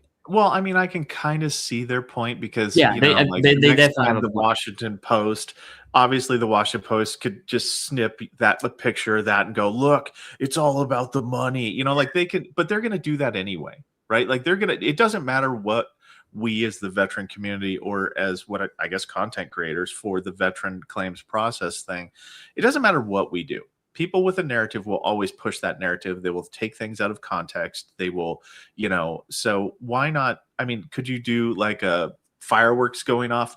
Sure. But if we change because of them, it's like terrorism. If we have to change our lifestyle because of terrorism. Washington Post is a terrorist. You've heard it here. I have not. Those are your words, not mine. Do not. They're bigger than me. I don't want to fight them. Yeah. I mean, I'll meet them in the parking lot, but I don't know if I'll win that one. But I'm not scared of them. But I totally missed this one, by the way. I didn't want. It doesn't show up on mine unless I click over. So this is on your channel here. It says, "Hi, RATER. Okay. Thanks for all the good info." So. Yeah, and I see kind of this is new to me. I saw it on Mr. Kimball's live stream where it kind of says the joined comments and whatnot. So I can't tell who's mine and who's yours, and barely, but I don't know. So if I miss your comment, I'm sorry. And then we have another one with a super sticker. Thank you, Yvonne Charles. And I see your question here. It says, when is the next VA Disability Claim Expo? I don't know if you've covered any of those. No clue. But I have. So the next one, I don't know which is the next, but I can tell you the 3 that you want to go look up and just go into Google. Actually, I will look up one of them for you. So that way, when you do it, you know exactly what you're doing here. You just go to VFW National Convention 2026. And then you'll be able to see it. There's Gemini's thing here. So July 24th through the 30th. That's one of them. But you want to look up VFW, DAV, and the American Legion. The American Legion has one in my hometown, so I'm trying to go to it. Although they're making me mad, man. That's another rant. I guess I'm going to rant about it because I brought it up. Sure. It's insane to me how much I have tried. Like I have a decent platform, it's large. I have reach. The crazy part is people will listen to what I say, which I just can't fathom that at all. So I always try to be careful in what I say, but it's crazy that when I reach out to these organizations and try to do something for them, absolutely for free, no strings attached. I don't want anything. I understand what a nonprofit marketing budget is. I don't want it. And they completely ghost me. It makes me really butthurt, actually, to be honest with you. Anyways, yeah, there's those 3 conventions. Look them up. VFWs in Reno, Nevada, which would suck. The American Legions in Louisville, Kentucky, which is my hometown. And then I think the DAVs is in Orlando, which you can go to Disney World, which I love. So yeah, those are your 3 options. Yeah, I don't see. I don't understand that. Like, I don't understand their advocacy. I've never had any, as a veteran, I've never had any one of them ask me what I think would be important. I've never seen them advocate for anything that I think, even from the RATER or the veteran side, is important. Like, I wish, like, and you'll probably have a lot more people see this than on my channel. I wish that they would advocate to have Doug Collins make it mandatory to do long form narratives for every single denial. Yeah. Number one, none of these advocates, and I'm using air quotes right now, none of these advocates even know how the process even works. That's why whenever they go to Congress meetings, I'm like, we invited them. Why? They don't know how the process works. I'm not being demonstrative to them, or I'm not being mean to them. I'm just saying, like, we've got people who don't know how the process works inviting other people who don't know how the process works, but they're going to tell us the history about the process, but not how it actually works. And it frustrates me because we never get moved forward. And I'm on a rant now. This is awesome. In terms of, like, actually advocating for things that could matter, because having veterans know and functionally understand what evidence was weighed in their favor and what was weighed against them on the long form narrative would be helpful, to not have to do 72 different supplemental claims following it because you don't understand why you were denied because they use the short form narrative. It pisses me off. And that's why, like, I'm not a part of any of those organizations, though. If you are, that's cool, because I don't see where they're actually advocating. Yeah. And maybe I'm naive. Maybe I don't know what advocating looks like, but I don't personally see it. Like, value added, they wanted to change the forms up. Why? They're the ones that fill out the forms. Did they not know how to fill out the forms? Like, nope. Okay, I'm done. I'm gonna stop right there before I. No, you're spot on. I don't even know why they Sometimes exist whenever I hear sometimes. VSOs testify before Congress, they're really good at things like the Major Registrar Act and giving their 2 cents, and they're good at giving big, broad brushstroke things. But when the nitty gritty comes down, they are lost in the sauce. And to be honest with you, what was that? The hearing where Daniel Gade spoke. I almost want to say that the VSOs that were there, which were 3 of them, there were 3 representatives there. I almost want to say that no one combated what he said because they don't know themselves, right? Which is crazy because what he said, it was kind of low hanging fruit. Like, you can destroy these comments easily, and no one did it, which was insane to me. But yeah. VSOs are weird, man. I'll tell you the story here, and it kind of summarizes my view on veteran service organizations and VBA as a whole. When I first started this channel, I had less than 5,000 subs. I was volunteering with Dale K. Graham. That's where I got the shirt from. Cool. And somehow I weaseled my way into Fort Belvoir, which is kind of close to my house, and I was teaching their TAPS class. Their transition assistance program class. I taught the VA portion. And when I went up to teach, first the VFW went up and he spent about 30 minutes talking about burial benefits and completely ignoring VHA and VBA. And I was like, okay, well, you obviously suck at what you do. I mean, you're old, and so you're focused on burial benefits, and I get that. But these service members are not. So then I went up and did all that stuff. And then after the fact, I was trying to come back to that same TAPS thing and make it a recurring thing each month.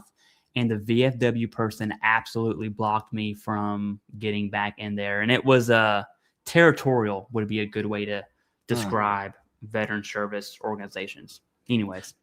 Now, food for thought. I have MCM on my channel. She's one of my moderators.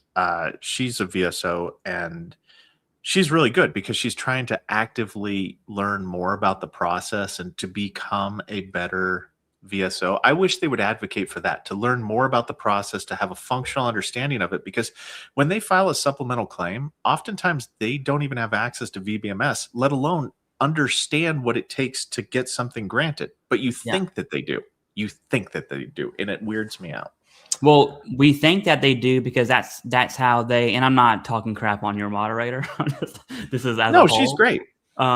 Veteran service organizations paint themselves as the premier expert, which when push comes to shove, the whole VFW against claim shark companies, their whole argument is they suck, we're the best. That's their whole argument. But when you just dig into that just a little bit, it's like, well, your service officers are really, really poor at what they do. And it's not even a little bit. It is on the severe extreme side, where I'm even surprised the VA is allowing poor service officers to submit claims on behalf of veterans. It is insane to me that that's their argument. They're always looking out and never, Yeah. And I think they're set up to fail a lot of the times. Like, I don't think that they have the training that they need. I don't think that they have, the experience in terms of the scale and scope of claims that they, that a veteran could come to them for. Like, if they're doing an increase, they're fine, right? Like, everybody's fine when the veteran can do the increase. Yeah.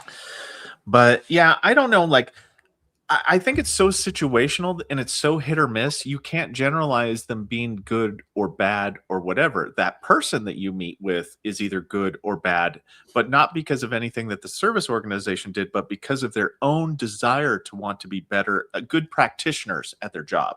Mm-hmm. And it's very frustrating. And I will give props to MCM, because MCM is trying very hard. Like, asking me questions, getting resources from me. And that's the kind of VSO that I want to see them hire, are go-getters, people that want to just be better at their job. Yeah, there's a quote, I think a president said it, I forgot which one. It doesn't matter what you do in life, just be the best at it. I think it was FDR. That would be a quote that VSO should tattoo on their forehead. Anyways, let's move on, because I can go on. I will spend hours talking about VSO. It's worse for CMP examiners. But slow to respond, thank you very much for this, says, is it a good sign the VA did not ask for a medical opinion from my examiner? It's a supplemental claim for arthritis onset within a year after discharge. They missed the evidence first time around, hence the supplemental. What do you got? Yeah, and I wrote it in the chat, the answer. But yeah, it should be like, that should qualify, because arthritis qualifies under 38 CFR 3.309A as a presumptive condition if diagnosed within 1 year from your release from active duty. It depends on your service. So I'd ask Slow to respond, what was your service that you discharged from? Was it Title 32, Title 10? And if it was Title 10, then hopefully it's a good thing that they're not asking for a medical opinion, because hopefully they're dialed in on 38 CFR 3.309A. Yeah, exactly. The problem is, similar to how we were talking smack about VSOs, you can talk smack about raters. Not all raters understand all the different theories that can be granted. So 3.309A is one that newer raters don't understand. So they miss it a lot. So you'll see a lot of higher level reviews on it. All right. We need a petition to get RATER HQ to leave his retirement and go back to the VA. All right. I'm making that now. Okay. So S. Luis Grande says a person had an HLR call. The VA adjudicator started the call by trying to convince the vet to kick the claim to a supplemental claim so that they would not have to deal with it. Well, that's weird, because you can't do anything until the HLR closes, period. And this is, I'm not trying to like call you out or anything, but this is hearsay, and there's nothing that I could really do with that, unless you have something to give RATER HQ. There's a lot of oddness in here. So the third person speak about a person had a higher level review call. Okay. That happens a lot. The VA adjudicator started the call by trying to convince the vet to kick the claim to a supplemental. That honestly is not like, if you didn't have the evidence at the time and you had the evidence after, like if you didn't have a diagnosis during that original claim, but you have a diagnosis now, a supplemental claim would make sense because that would bring in all the evidence that you have from here until then, and that would actually get you granted. If you do a higher level review and your evidence was missing from that original claim, but you have it now, they can't tie those together. You'll just get re-denied, and then it'll postpone your claim for another, unspecified length of time for it to be denied. So it's horrible. And now my family's yelling in the background. Yeah. All right. Sweet We're in it Corn together. 4. Thank you for being a member. Also, thank you for gifting that. Sweet corn. This is random. I don't choose, but little Tucker 99. Congrats, you've become a member. Make sure to join the Discord. We have a lot of fun in there. Okay.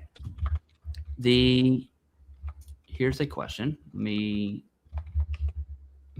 ability to navigate StreamYard and do this at the same time is a skill. Okay. Is the VA binding to an Army LOD? I left service without an LOD and MEB, only permanent 3 profile and private medical records. I was discharged under medical, choosing to sign release for going the MEB.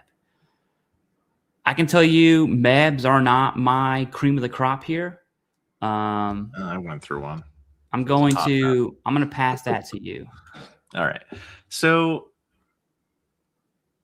if you're in the active duty Army, line of duties is kind of a built-in process. So the line of duty is you have an injury that occurred, you have treatment, you've got a diagnosis, you've got all that. As long as you don't have like willful misconduct associated with the injury, that would be the time that a line of duty would be done for an active duty situation. Most of the time what we hear about for line of duties is for National Guard and reservists, because there's like this, they're sometimes on active duty orders, they're sometimes not. So you have to figure out whether or not the injury first manifested. So if you're talking about active duty Army, the line of duty doesn't matter. Your STRs will matter.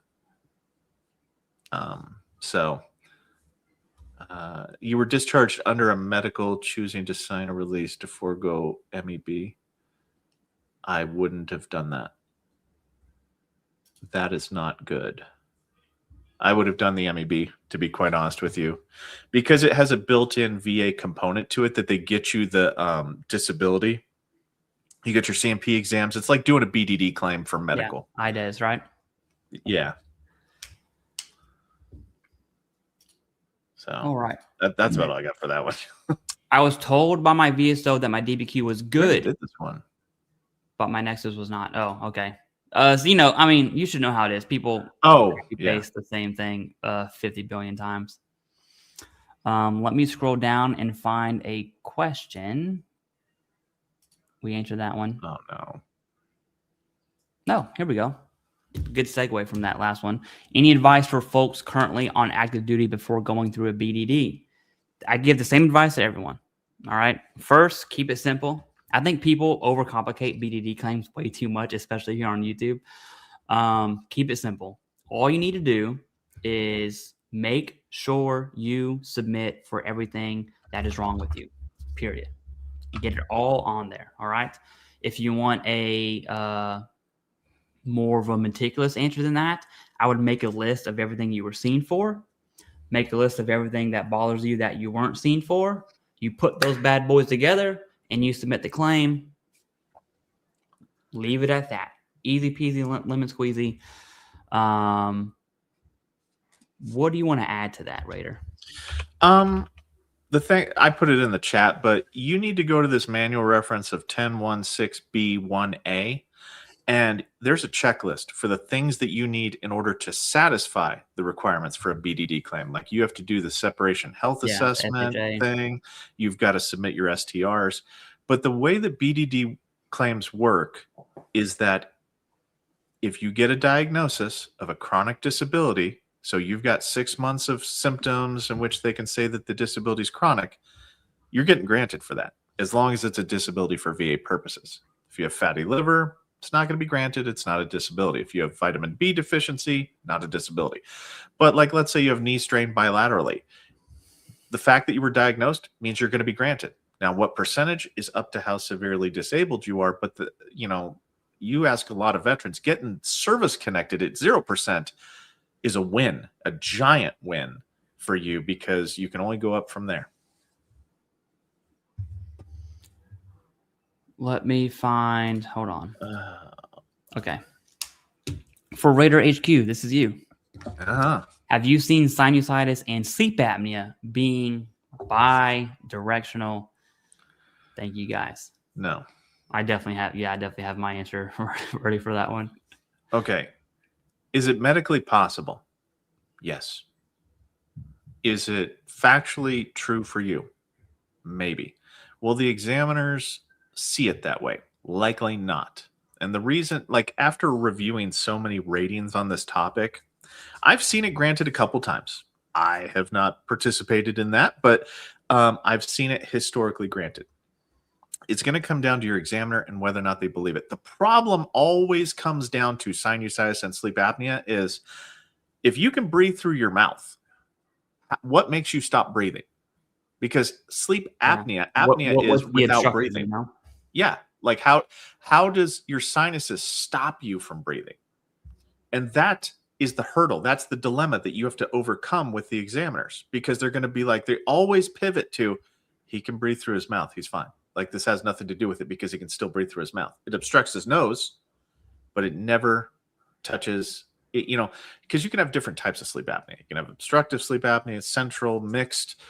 One's a neurological condition. So how does your sinuses affect your neurons, your neurological conditions? It doesn't. So it's a hard sell always. So it's going to be very challenging. And it also assumes that the obstruction in your nose isn't going away with antibiotics or surgery, right? And so it's like, how severe of a sinusitis do you have? Is it at 50% where you have the ineffective treatment, essentially? I think that definitely absolutely matters. It's the same. I had someone really get mad at me when I said rhinitis at 0% is not going to get you sleep apnea secondary. They really went in on me on that, but I was like, what's the obstruction? Yeah. Like, what? I'm not a doctor, but I'm also not an idiot. Like, what's the obstruction? You explain that to me with rhinitis, a true 0% for rhinitis. I'm not talking about a low ball rating. Yeah. A true 0 for rhinitis. What's the obstruction? And then get a CMP examiner to give the positive net nexus, and I'll change my mind. But until then, I'm not. So now another thing. Now this comes back to the acute and transitory changes that just happened. So here's the problem with the acute and transitory changes that just got amended is that, okay, now that you have sleep apnea, if it's based upon a situational condition, so do you have rhinitis every single day of the week, every single night? No, you don't. Well, then guess what? Your sleep apnea, even if it's true, like even if you get that medical opinion, then guess what? A positive medical opinion for rhinitis causing sleep apnea means that your sleep apnea is acute or transitory because you don't have it every night. So then it's going to be denied. The rater can overturn it because it's acute or transitory in nature. The sleep apnea is. It drives. That's a hidden slapper that when I covered those changes too after I saw your video on it. So I'll give you props where it's due for sure.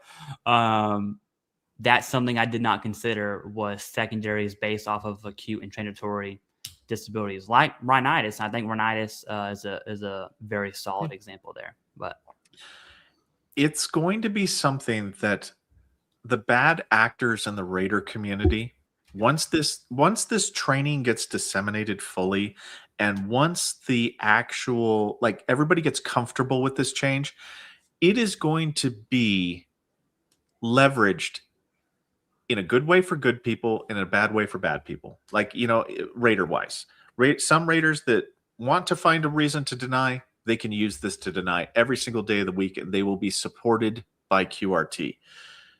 The good raters will just use it and go, you know what? I don't see it that way.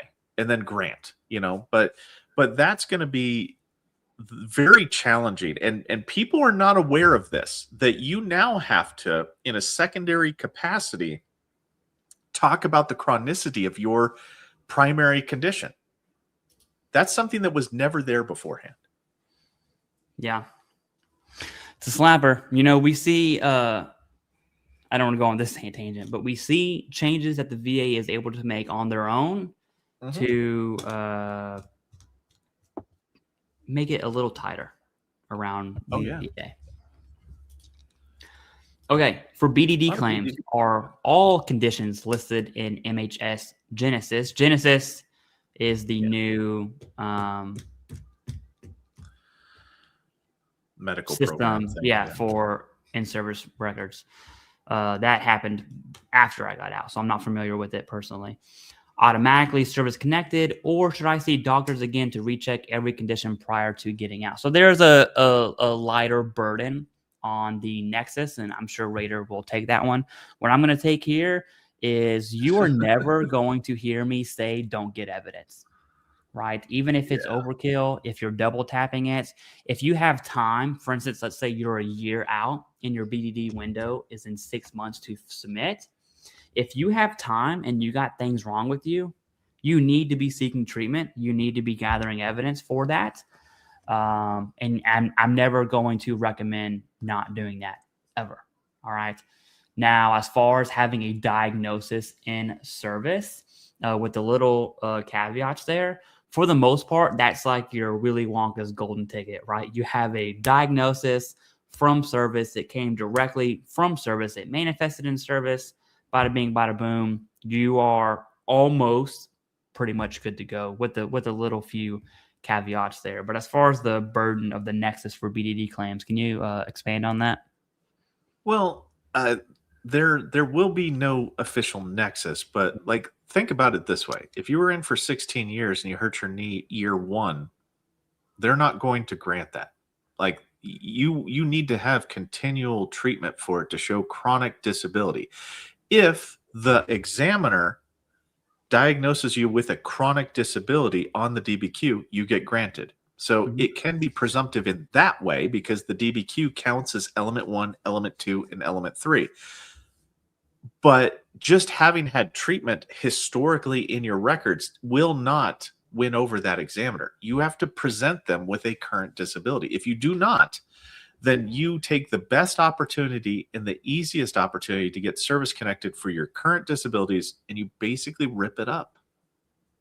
So yeah, within the last year, if you don't have treatment for something within the last year, you should have that. For sure. Evidence always wins. That's what I'm never going to stop. Oh, thank you. Appreciate that. All right. Okay. Recently awarded IU. How long do my dependent... Oh, we answered that one. Also worried about if I should file, even going through the IDES process to ensure I get the use old rules for sleep apnea. I'll explain. Well, I'll talk about the changes per se if you want to cover the IDES one. As far as changes go, and this is what kind of sucks for BDD people or IDES people. And I think you just did a video on this too, RATER. I haven't watched it yet for changes in those service members specifically. But pretty much there's things that we can control and there's things that we can't control. And the day you submit your claim, you should do it as early as possible and let the chips fall. There's nothing you can, you're just on the receiving end, right? And so do what you can control, get your evidence, go through your IDES here, go through whatever it is you want to go through, submit your claim and let it be what it's going to be. Do you want to, can you take it from here? And I'm going to make sure my kids aren't dead because they've been quiet for too long. Too quiet. They're either dead or they're coloring on my walls. So I'll be right back. Yeah, go check.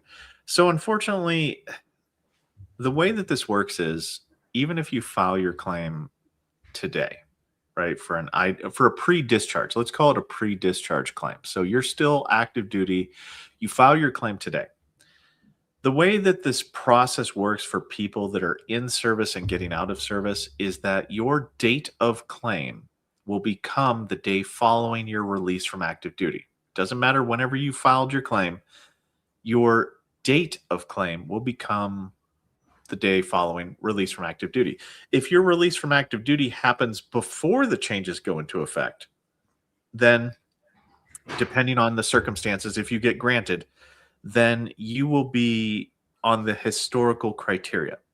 If your release from active duty, the day following the release from active duty happens after the changes, then you'll be on the new criteria. And there's no way around that. There's no way to petition. There's no way to do a higher level review. You are up to chance. Now, the weird thing is, I do not think that all three of those changes for sleep apnea, tinnitus, and mental health will all drop at the same time. I think that they will trickle in because of the logistics needed to enact the changes for each are not the same. Mental health will probably lag the last. It will probably be closer towards the fiscal year. I have no certainty on that. There's no paperwork to back that up. But you're retraining doctors on how to do the entire exam process from the ground up. Versus tinnitus, you're just taking away, you're changing a DBQ to effectively remove tinnitus from the hearing loss DBQ, the medical opinion for it. They can have it, right? And they can say what it's associated with, but the direct grant portion will go away. Sleep apnea, the same thing. They're going to remove parts of the respiratory, the sleep apnea DBQ, and just change it a little bit. Examiners don't, they'll either be, yeah, it's service connected due to this or due to that. So I think those two changes will drop much quicker than the mental health. Yeah, and the auditory and respiratory, they're roped together in the Fed reg as well. It didn't used to be like that. They were all three together, but they separated out mental health for whatever reason. And I found that too much, man. It was just too big of a bite from a sandwich, Yeah. Okay, I think we have more things. I want to make sure I didn't miss it. We answered that one. Okay, I'm granted for sleep apnea, diagnosed for allergic rhinitis and sinusitis. I looked it up at Mayo Clinic, and it said yes, that allergic rhinitis and sinusitis is bidirectional, just seeing if I could do it as a secondary. I mean, you have a striker's chance. That's a fighting term, but yeah, I mean, you have a chance. It's a low chance, but keep in mind, like, you don't have to convince the rater. The rater doesn't care. You have to convince the examiner. Like, that's the person that you have to medically sway in this. Yeah. And they do use the Mayo Clinic. That is a good resource because that is the resource that the VA uses and the VA examiners use a lot of the time. But yeah, it's hit or miss. I mean, it has a low statistical probability.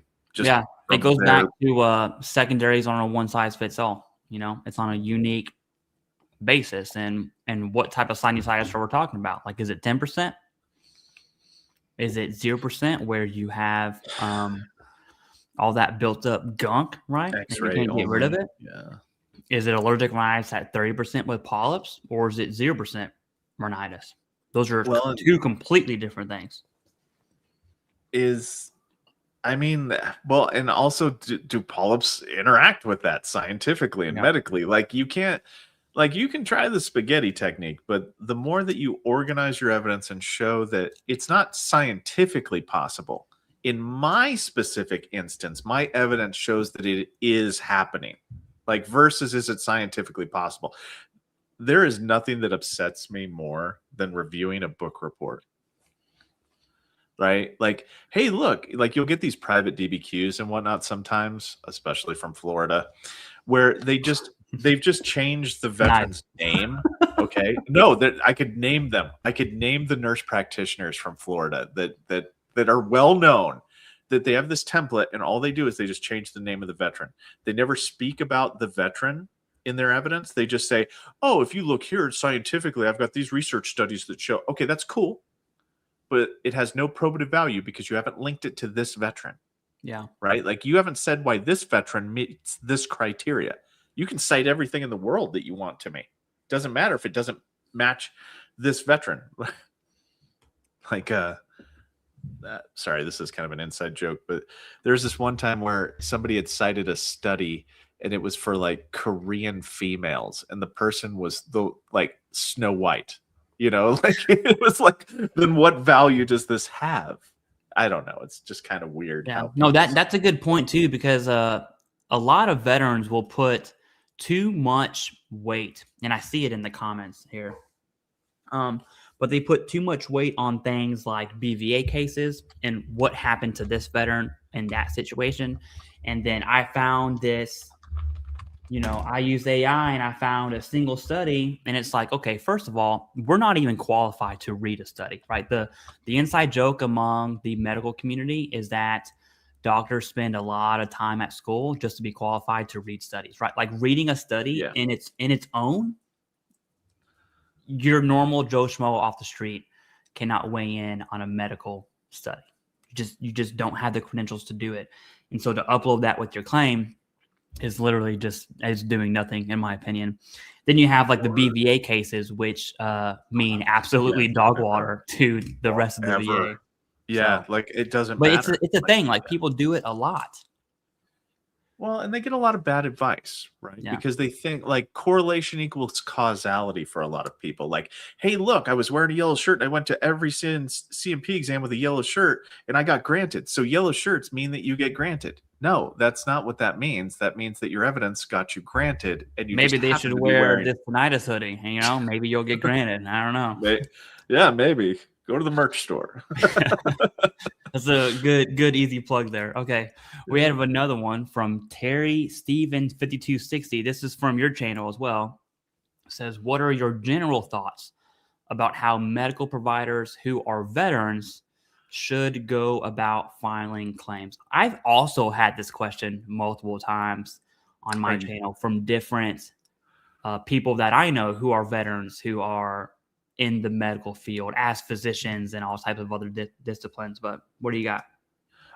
There's a section in the manual for that. For if you're a qualified clinician to complete your own DBQ, you should do that. You should provide all your scientific evidence. What typically happens is we don't take that at face value. What we'll do is sometimes do an in-house medical opinion where we'll have an in-house, because regional offices have doctors that are kind of assigned to them for doing things like this. And we'll just push it to them and go, hey, look, does this look okay? And then they'll give us the thumbs up or thumbs down. And, oftentimes they go, oh yeah, it's fine. So you can fill out your own DBQ.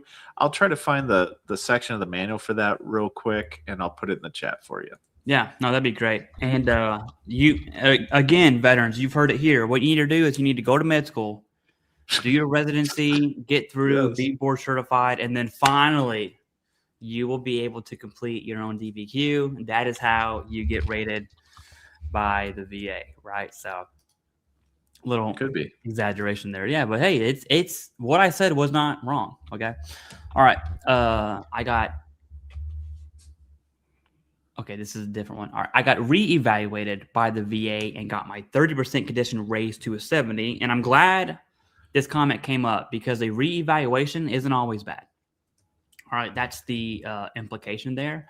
And people will kind of fuse reevaluation with reduction, which those are two different things. Anyways, with a few more issues to be looked at, lower back and vestibular problems. Thanks for everything that you do. Hey, thank you. Thanks for sharing that too. That's a very insightful kind of anecdotal testimony there. All right.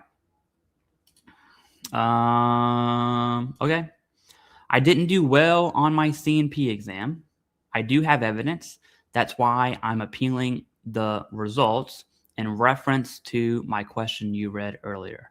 I totally forgot your question, just so you know. I have also forgot said question. Yes. But I could probably piece it together, right? Your CNP exam sucked one way or the other. Doesn't matter.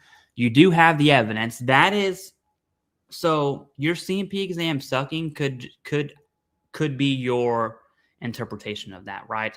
Especially if you're on the anxiety side of the house where you're freaking out over this exam. It could have went well. So we don't know that. That's why I'm appealing the results. But I assume you're denied, so you do know that, which kind of sucks. Or if you plan on appealing the results, if the results aren't in. I'm just curious as to where you're at on that claim specifically. Well, and I'll say that sometimes an appeal might not be the best the best approach, because it honestly does depend on how much your evidence was reviewed and how, whether or not it was part of the original claim or you have the evidence now. If you have the evidence now, an increase would be better. If you know, like, I want to say that you're granted for it. It's just the tone of this implies that you're granted and you were trying for like maybe an increase. I could be wrong on that, but if that's the case and you were denied for the increase, you have to weigh whether or not you want to do a new increase based upon the new evidence, because sometimes you can get an earlier effective date if you can show under 38 CFR 3.400 that the thing got worse in your evidence here. And I don't know. Yeah, It's kind of hard to answer that. There's not a lot of information here. Solid. Just the Vet gifted 10 memberships. So if you're part of the 10 that got on, I'm not going to read them all, but your names are there. Those are random. I don't choose, but Just the Vet, thank you very much. I appreciate that. Someone keeps calling me, and if they call me again, I'm going to answer it because it would be the third time they called. So just heads up on that. Is it common to get an ACE exam after submitting a supplemental claim with new medical opinion? I'll say this, and I know you'll give a better answer, but I'll say ACEs are, there are some claims where it's probably going to be an ACE, right? Like if you have a sleep apnea secondary, you already have the diagnosis, it's secondary to, I don't know, PTSD or mental health. What is an in-person exam going to do for you? Nothing really. The evidence is there. Acceptable clinical evidence is there. And so that's why it's an ACE. So in that respect, I think it is common. It just depends on what we're talking about here. But I know you have the RATER answer, so I'm going to wait for that. So I'm going to say, based upon this information, you just submitted a new medical opinion. It would depend on how long ago the old DBQ was. Because if you said like, oh, I appealed this thing that happened 5 years ago, then doing an ACE exam for a new DBQ, the medical opinion might be sufficient, but we'd still need a DBQ, right? So there's that consideration. There's also the consideration that if you did submit a medical opinion and a DBQ and you're still getting an ACE exam, then one or both of them were burned. They were deemed insufficient. So that's a different consideration. There's a lot of if and or situations depending on the context.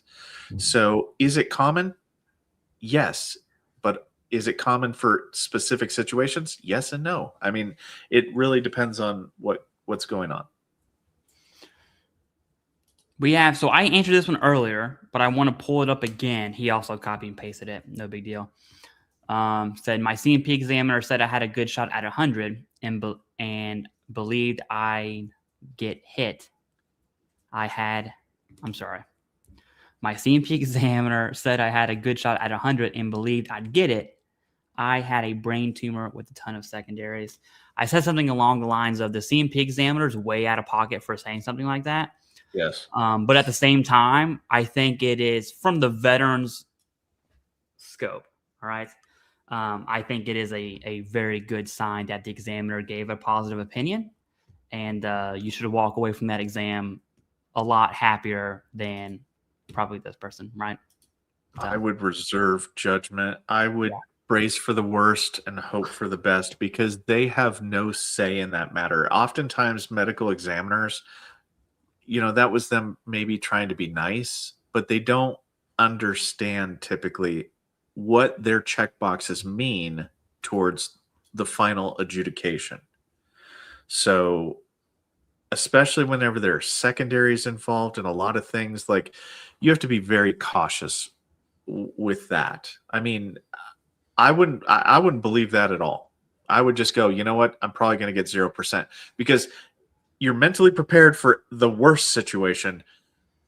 And then if it's not the worst situation, then you're pleasantly surprised, like, just don't get too we're wrapped around the axle on that one. Okay, just what are they called? Reasonable expectations. Yes, Yeah. reasonable expectations.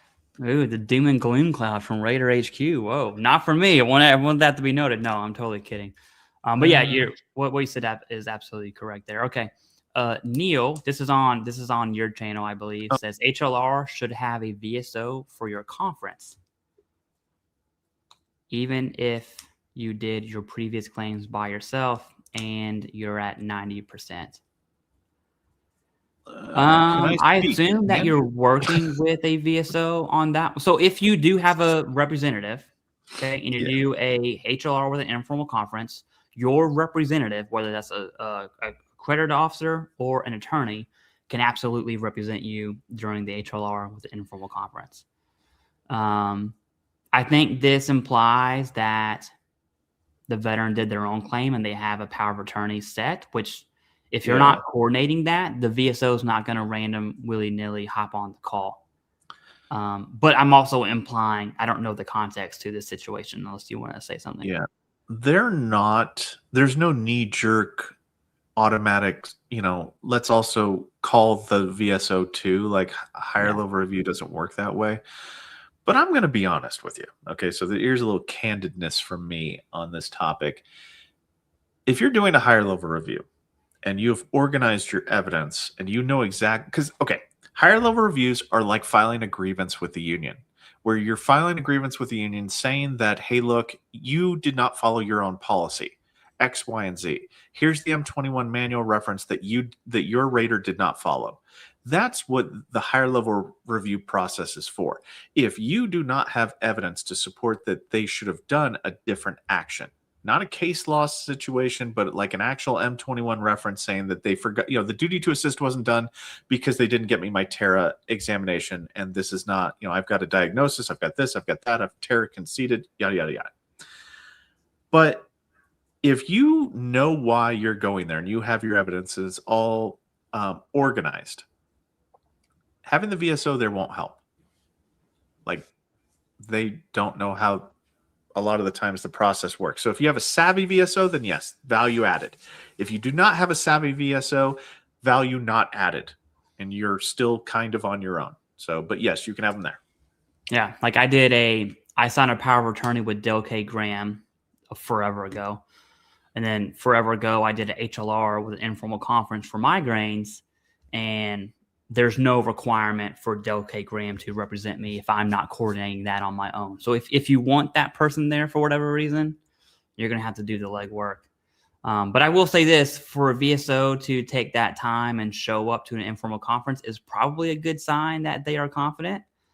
I don't know too many poor VSOs who would subject themselves just to get murdered by the reviewer, right? So it's probably a good sign that they know what they're talking about, generally speaking, at least. Yeah, and just keep in mind, you can, value added. What is the value added to everything that you do? What is the intended goal? Never ask a question you don't already know the answer to. If you're going to a higher level review, what is the goal that you want to have come from it? If you don't know that answer, do not file a higher level review, please. Yeah. This one here, this is also from your channel, I believe, says pes planus, so flat feet noted at MEPS, mild asymptomatic, but recently had bilateral reconstructive surgery. How would I file this for BDD aggravation? The good news is you just submit the claim, right? BDD claims are its own. I would take the entire process and just push it over here and then let BDDs have their own little bubble that is untouched. It's untainted, if you will, from the VA claim process. And so just submit the claim. Don't overcomplicate it whatsoever. Yeah. The reconstructive surgery clearly shows something happened and your condition got worse. Got it. Especially to the point of surgery, which that will probably be in your favor. I'm curious as to a rating post-surgery for flat feet. It'll get a medical opinion. What that looks like, yeah. It'll get an aggravation medical opinion. So it's the only time that BDD claims get a medical opinion is when there is aggravation. So it'll also depend on if you're in post surgery recovery currently, they probably won't send you for an exam for this until after the recovery has happened to show what the chronic symptoms are. But they'll subtract probably whatever your initial presentation was minus whatever they give you during the BDD claim. That's how aggravation works. So I don't know. It's going to be weird. How does so I know for like plantar fasciitis, there's treatment embedded in the 38 CFR there. How does that work for flat feet when it's reconstructive surgery? Does it go off of, I assume it goes off of symptoms post surgery, and ideally with surgery you wouldn't have pronounced severe flat feet for bilateral at 50, right? Is that correct? That's well, it will come down to how the DBQ, how the symptoms fall on the DBQ. If they fall, like, I can't tell. The feet are a mystery to me, to be quite honest with you. I dislike rating the feet because a lot of the symptoms are unknown except to a podiatrist. Like, over the midline of the toe, or whatever, like how the DBQ, there are certain ones on there, like the calculus of the feet. And like, there's just stuff I don't understand. It is basically a trust fall for completing a pes planus in that, they check the box, I check the box. They check the box, I check the box. I'm not going to question anything on a foot DBQ because I don't understand it. I'm not a podiatrist, so yeah. All right. Mo G says, will filing for PCAFC denial risk a review for reduction on the VBA side? This is 100% in your hands right now. What? How dare you? What is a PCAFC? Yeah. What is that? Let me see if I can find a quick acronym. Okay, denial risk. A review for reduction on the VBA side. Okay, so wait. Pension, is that kind of like Program of Comprehensive Assistance for Family Caregivers? If you apply for a caregiver, I think your question is it going to reduce your rating? I don't know. The answer is no. No, I think that's what he's asking, unless you do something else. Yeah, that's kind of weird. So, okay, so like maybe you're sick and you're having to take care of somebody that's sicker. No, there's no mechanism to flag you on that. There's no, like, maybe if you file a new claims, it could be brought to issue, but that's not something that's in your medical record that you're providing care to another human being. So, highly unlikely, unless you're like mailing stuff in saying, hey, look, my situation's changed. I'm taking care of another human being. And if you don't do that, then I think you're going to be fine. I don't know.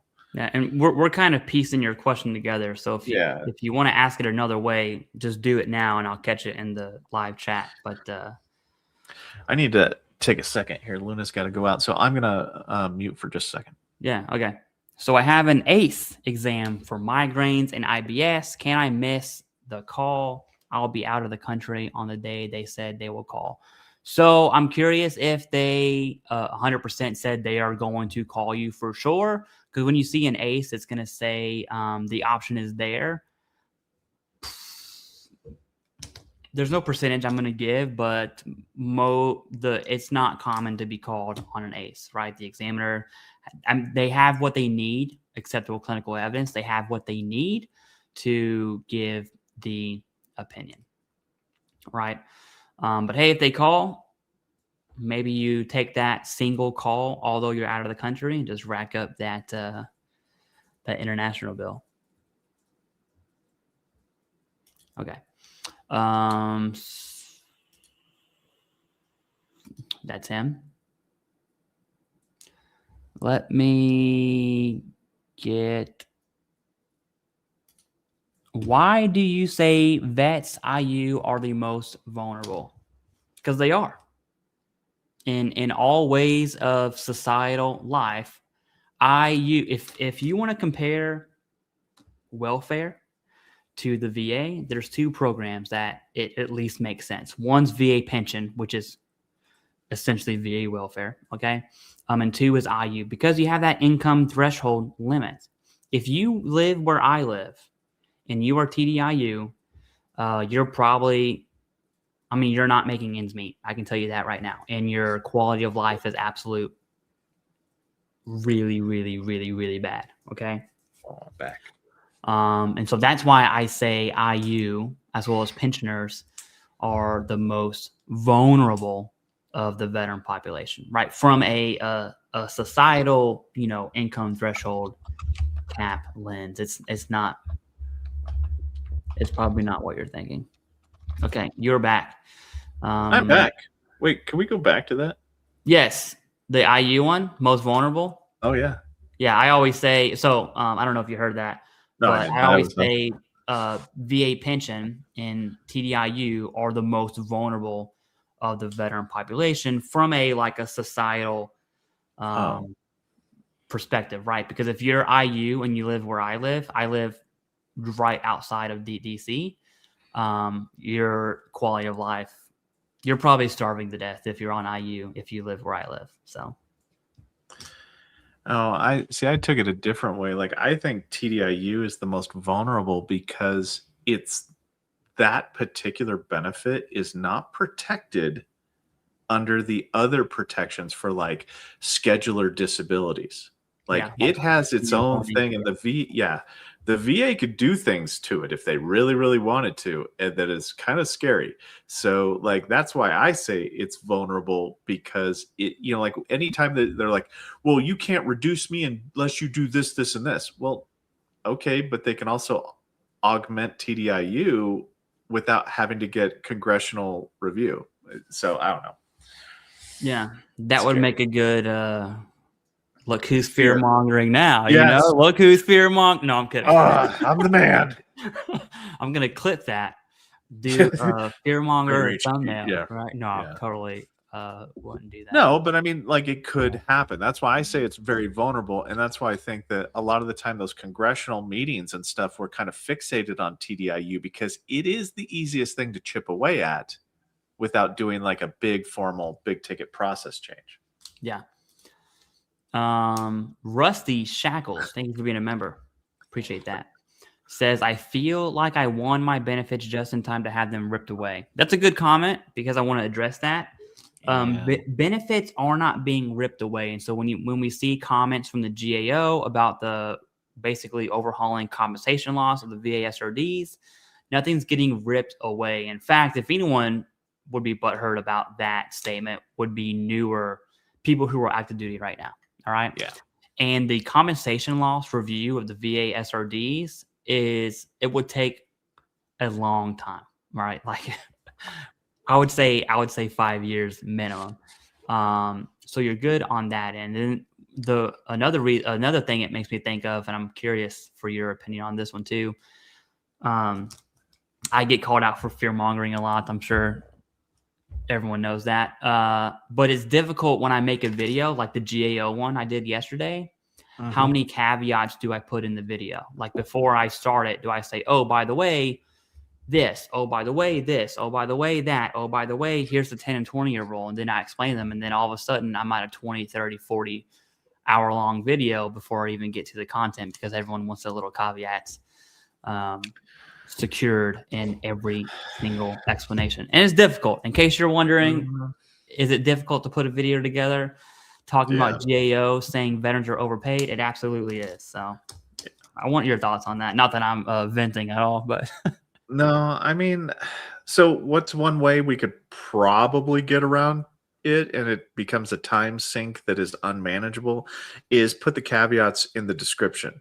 And then just reference that briefly in the beginning of, hey, look, for all of you that really want to just, grind my, just really kick me in the nuts on this about the specifics, I'll put those down in the bottom, so please double check that before you make your final determination of my video. But I agree. That's why, like, a lot of the time my videos are 40 minutes long, because I'm doing those caveated things like a TED Talk. And, our channels don't have to be the same in that respect, but it is a time sink issue where there is just very challenging to, because I did that video yesterday or day before yesterday, I want to say, in which I said, yes, this is absolutely true until it's not true. Like the duality, if the VA was a little bit more consistent and the organizations that, kind of overwatch the VA were more consistent, then we wouldn't have situations where, well, it's yes, unless this and that, and that, and that, and that, I don't know. Yeah. I got no But good hey, answer. your benefits aren't going away. I just want to state that as clear as I possibly can. Well, you are fine. Go ahead. We also don't know what benefits you're talking about. Oh, yeah. So we literally don't. I mean, it could become a situation where, you might have this really obscure thing that's going away. And okay, cool. I mean, not cool, but I mean, okay. It's hard to talk to the specific niches of the process for the individuals. Like I try to capture, like throw the widest net that I can whenever I do a video, and to capture as many people as possible in terms of education. But there are like caveats and, asides, and it's worse working the system like that. That's why there's a lot of recidivism, like just turnover rate at the RATER level and the VSR level, is because you have to start thinking in caveats like this all the time. Like there's 7,000 different ways this thing could go. I don't know. Yeah, no, that's definitely good. Some good insight here. I think this is the next two are also from your channel here. Oh, yeah, your channel. Okay. My VSO said that he would generally recommend withdrawing HLR for a supplemental claim, but based on my decision letter, he thinks I have grievance with being denied sleep apnea. Yeah, I think it goes back to what RATER said is the nature of your denial. This was about the VSO being on the call. A lot of veterans, for instance, don't even know, they don't know what a supplemental claim is. And so they do an HLR with an informal conference because of whatever, and they get on the call and all of a sudden they're talking about new evidence and the reviewer's like, oh, if that's the case, then sure, do a supplemental. That's essentially what RATER was explaining there. So it just depends on your situation, right? Yeah. And I mean, what grievance is it? They either they either followed the process or they didn't. I'm just confused there. Unless you want to add anything. I mean, advice can oftentimes be very dangerous in this process. Mm-hmm. You honestly have to find somebody that knows what they're talking about, to be quite honest with you. Like if you get bad advice, like you can only get a higher level review one time per claim, right? So if you do the higher level review wrong, there's the potential for that being messed up, and then you have to do a subsequent supplemental claim. But to be quite honest with you, I would make sure that the person that you're speaking with is competent, and then you become more competent, educate yourself. And that's the best example I can give. But yeah, I don't know. I don't have an answer for that, man. It's hard. Yeah. And we're also answering this without knowing the reason you were denied in the first place, which is critical to answer this question. So just keep that in mind here. Okay. So we have ATC says, finally, you two, right? I'm glad you used the correct two there. Appreciate that. It says, I'm subscribed to both y'all channels. That's all. Hey, thank you. Appreciate that. Thank you. Yeah, appreciate it. Okay.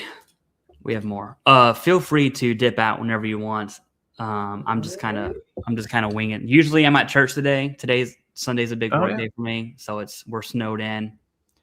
I hate the snow. I hate the cold. At some point today, I'll bring my girls out to play in the snow, but I'm dreading it. Begrudgingly. Yeah, we answered that one.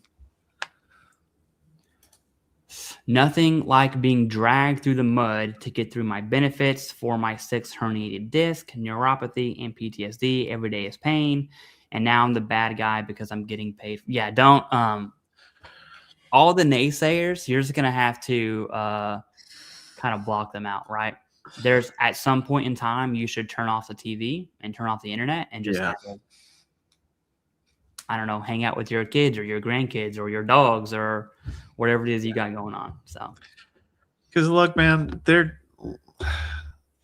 I call him Lieutenant Dan, but Lieutenant Dan he kind of got a little cocky and let it out the gate that he's about shame. That's it. He wants you to feel shame. He wants you to feel sucky and bad all the time.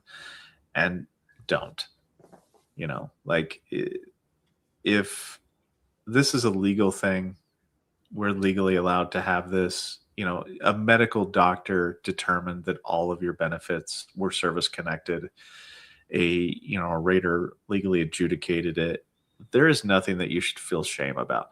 Now, do I think you should go run into the rooftop and start screaming to everybody? No, because and this is apolitical, but times are hard for a lot of people. So whenever people are sitting down at the kitchen table and they're trying to figure out how to feed their families, and they look over at you and they find out that you get, air quote, free money, then that's where a lot of people, like, that's where a lot of the traction has, in my opinion,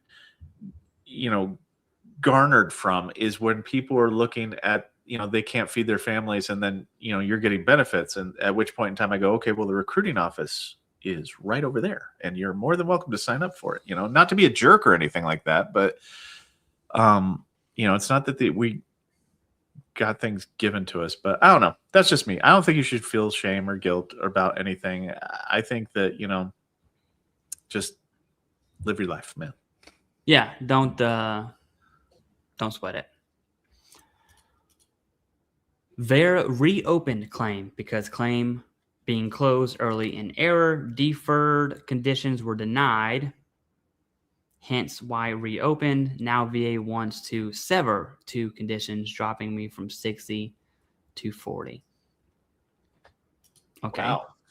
RATER looked at what was already partially rated.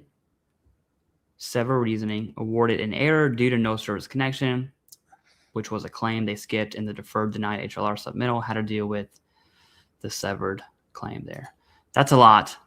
Did you catch that? Yeah, I'm tracking that.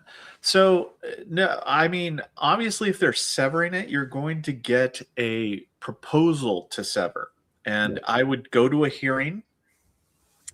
I would try to figure out the rationale behind the severing. Because a lot of the times, whenever you get a proposal to sever, it should be a long form narrative. And sometimes they don't do that. And it annoys me because they don't explain to you why it's being severed. Within the first 30 days of the proposal to sever, you're going to want to request for a hearing, and you will want to gather and garner as much evidence as you humanly can to support that it should have been service connected. It sounds like it's a situational thing too, where maybe the primary condition, I don't know. It just seems like there's a lot going on here, but that's my advice. Because if you do it if you request a hearing within the first 30 days of your proposal, they'll continue to pay you at I want to say 60% rate throughout the whole process. So at least you won't have a disruption while you're going through it. If, hopefully your evidence supports you being rated at those things. If your evidence doesn't, then you can at least get paid 60% for a few more months while they, take it away, because rightfully so, if you didn't have the evidence to support the granting to begin with. I don't know.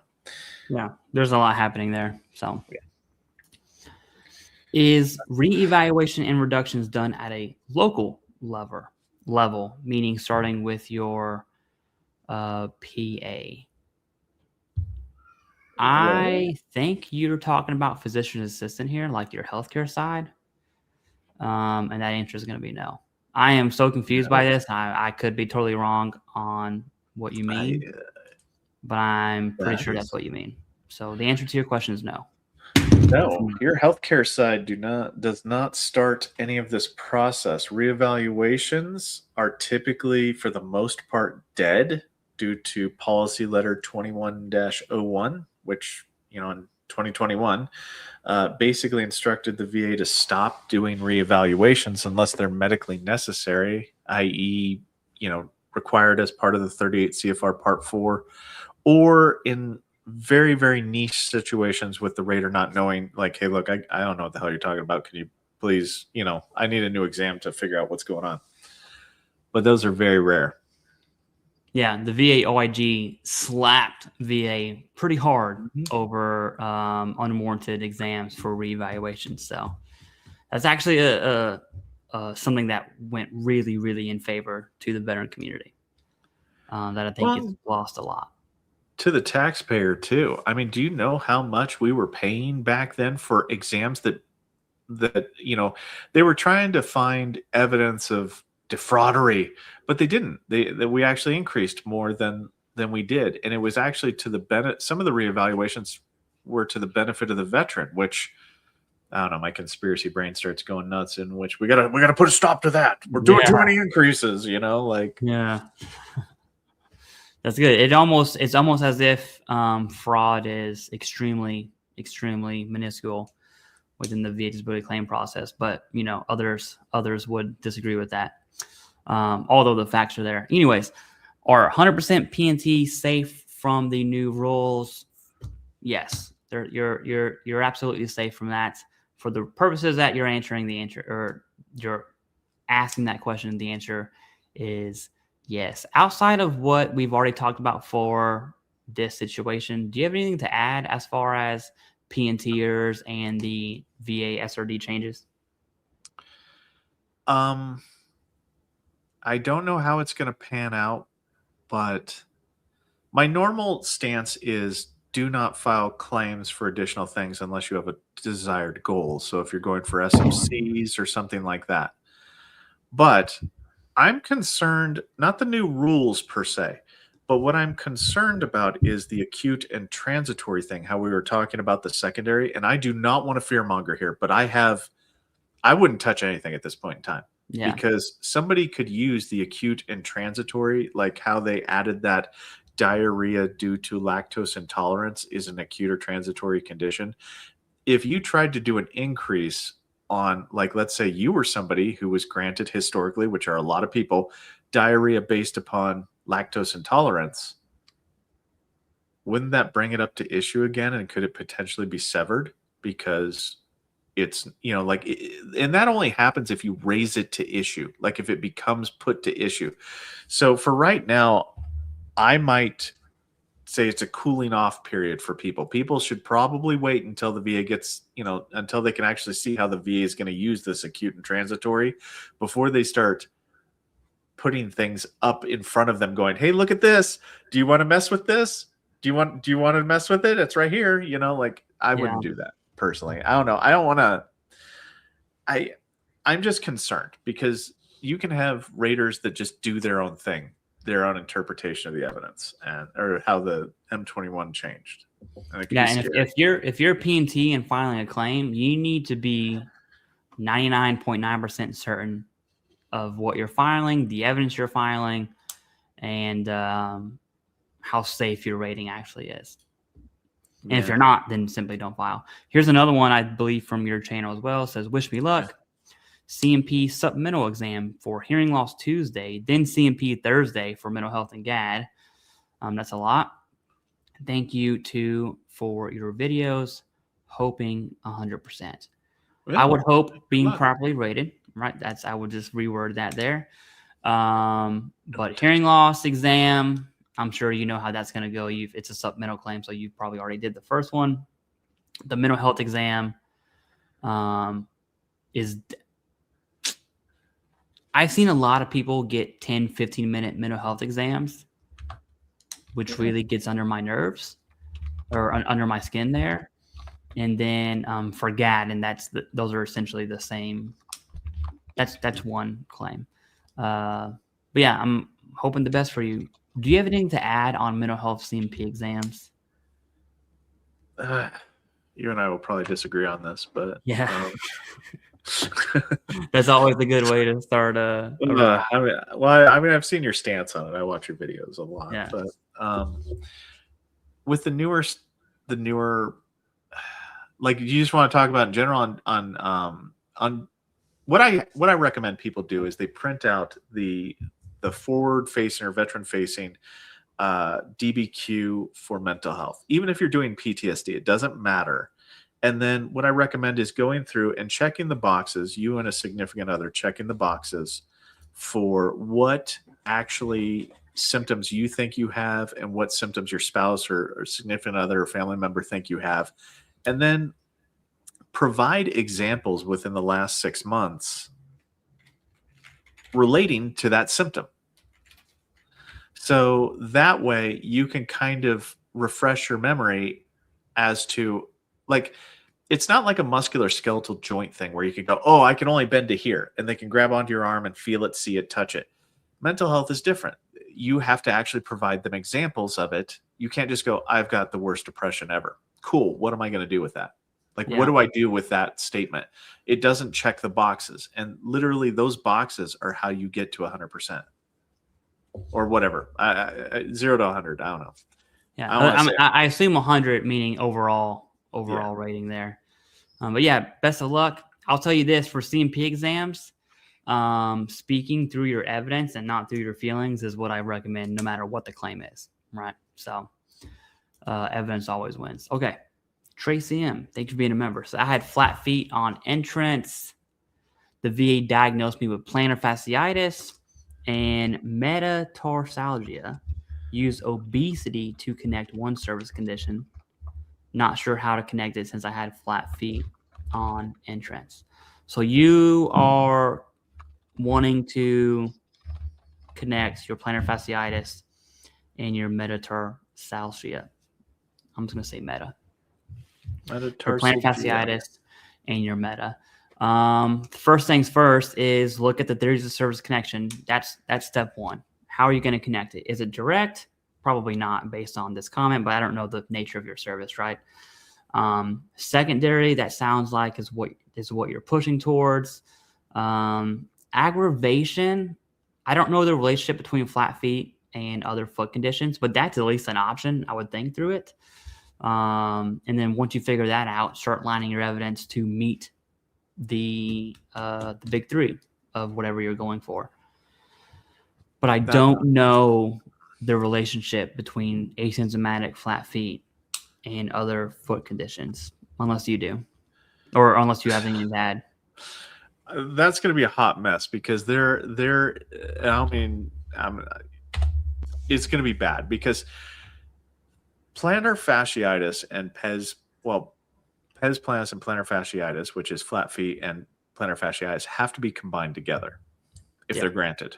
So that's going to raise some issues because if you get flat feet added in, then aggravation subtracts the entrance exam versus what you currently have now. So you could actually be reduced if you added flat feet into the equation. Like if you had 10% for flat feet and you have 10% or you have like 30% now or something like that, you'd be 20% overall because they subtract them. Let me just look up metatarsalgia because there might be no value added to granting or to claiming some of these. And that's something that you guys need to understand too, is sometimes granting something or claiming something can hurt your claim more than it can do anything else. Associated with the feet pain, it should not generally overlap. Yeah, I do think while you're doing that, I do think just on this comment alone, you probably have a better argument for flat feet because it's on your entrance exam through aggravation. And I assume you have other foot conditions. I mean, the logical assumption is that your flat feet got worse, right? And so that's an option. At least that's where my mind is at right now. So if you claim pes planus at all three of them have to be combined together.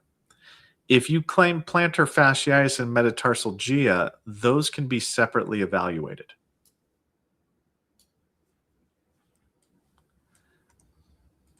And that sucks.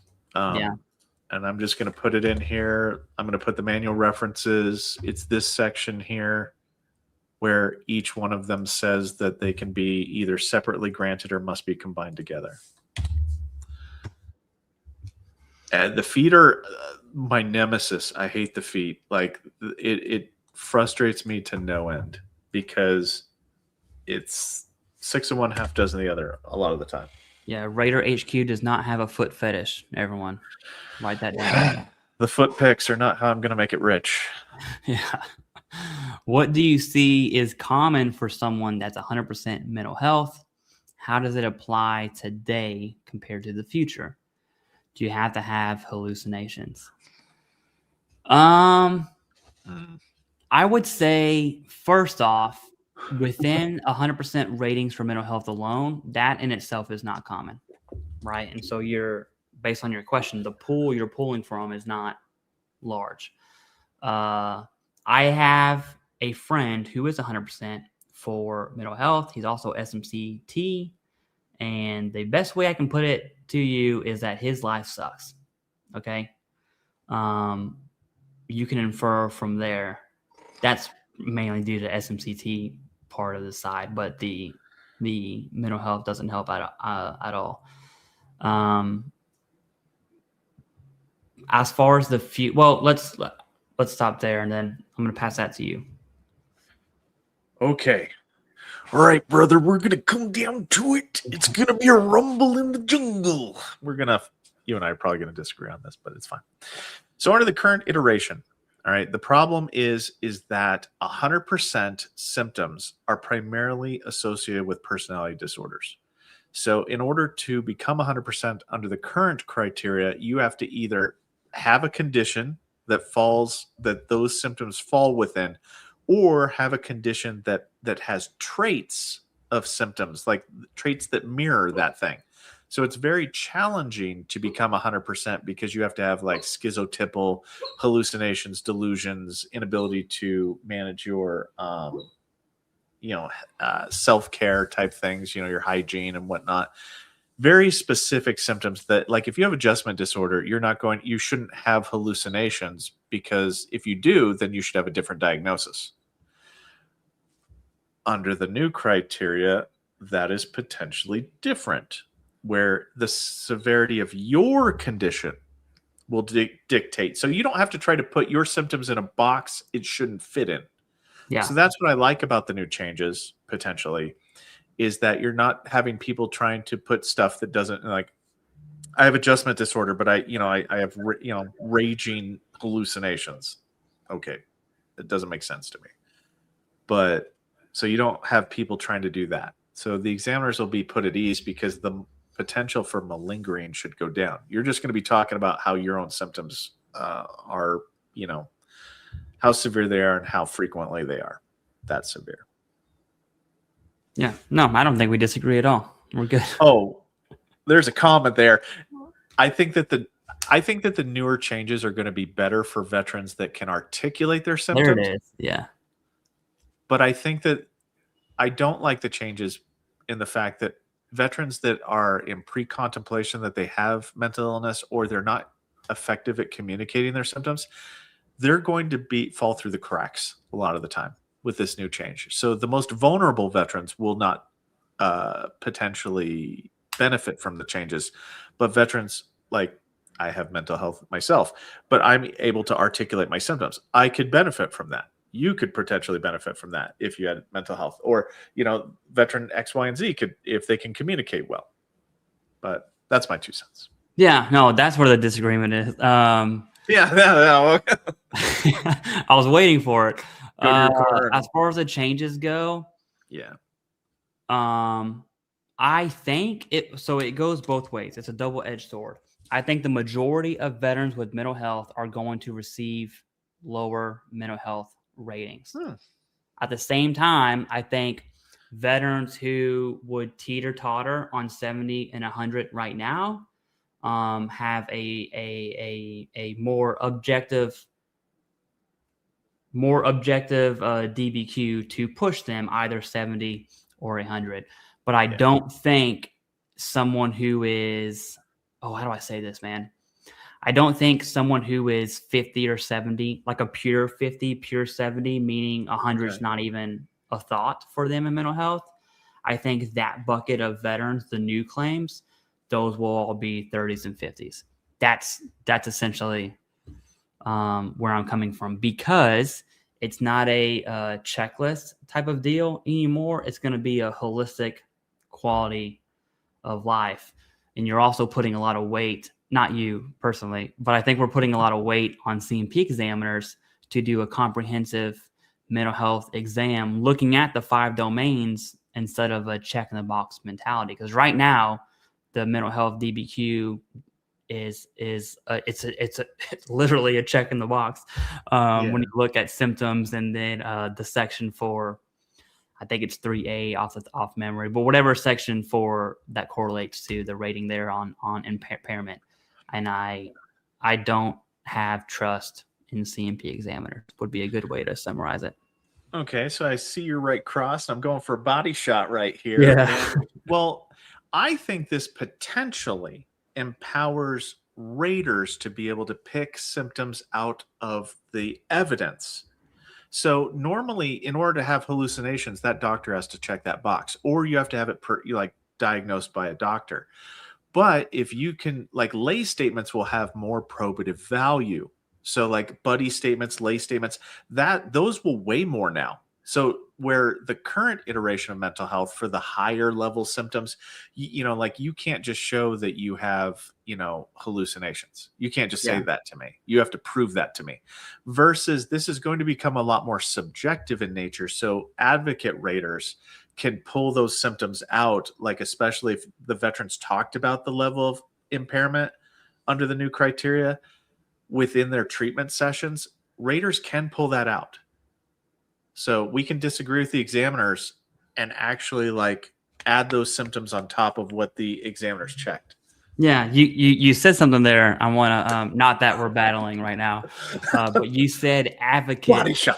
You said advocate raters, right? And so I think the same sentiment I have towards CMP examiners, a lot of veterans have a similar sentiment to rating VSO raters who aren't Rater HQ. Let's just say that. And again, I want to go back to my petition of convincing Rater HQ to come out of retirement and go back to work at the VA. So who's with me, right? So the thing that's going to also flavor this is anytime that you have a symptom, think about it like painful motion. QRT, the quality review team that manages raters and VSRs and all that stuff, if there's a symptom that's there, it has to be applied, or that's a clear and unmistakable error. The same will be, in my opinion, true for symptoms that can be checked in the evidence. So they will treat it like painful motion, and you can fight for it and say, well, it's right here. My symptom is right here.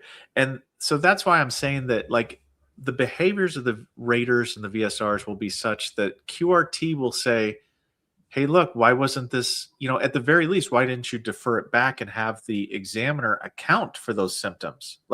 If they're going to discount it, they have to provide a rationale as to why they do. So it's true that it probably won't save the day, but it might give the veteran a couple of opportunities to let the rater kind of go, well, wait a minute, what about these symptoms? You didn't talk about these. So it might be second chances, and those might not pan out, but I'm optimistic. I'm glad. I hope I'm wrong. I always say that whenever I discuss this. I hope I'm wrong. And another point you did bring up, which is good, is personality disorders. Like if you took a line as to of all the mental health disabilities, and you took a line for what is more severe than others, your personality disorders are going to be on the more severe side. And so that is a huge factor. And that's especially for quality of life. And so I think you're going to see a lot more 100%ers with again, teeter-tottering on the 70 and 100 right now. It's going to favor them. Yeah. And I think the middle, the 50s and 70s, today's 50s and 70s, if you will, are going to teeter-totter on the other side. I don't see, if I was to summarize what I see in the future, as many as 70% for mental health right now, I see that number being lower, right? I don't see 70% being a common VA rating for mental health. It'll be 30, 50, and 100.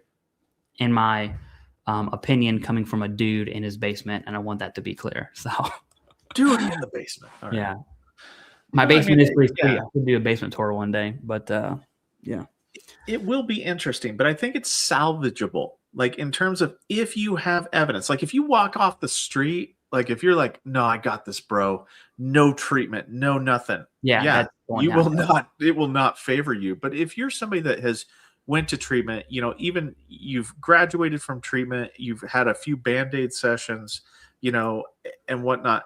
I think that like the acute and transitory, once again, is going to fall into place here as kind of a thing where that's what the examiners, in my opinion, are going to fall back on. How long has this been going on? You know, because I never thought of that. Yeah. Yeah, if you lost your job, right, you're depressed. But if you get a new job, you're going to be fine.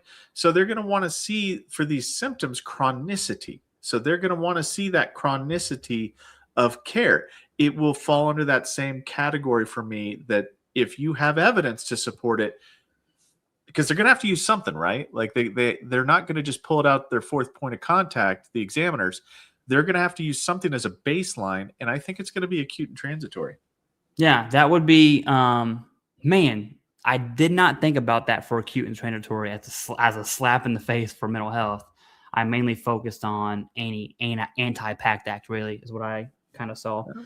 Go ahead and do a video, man. I mean, like, yeah, that's a good point, right? Because how many service members and how many veterans don't seek mental health treatment? And that number's in the millions, guessing.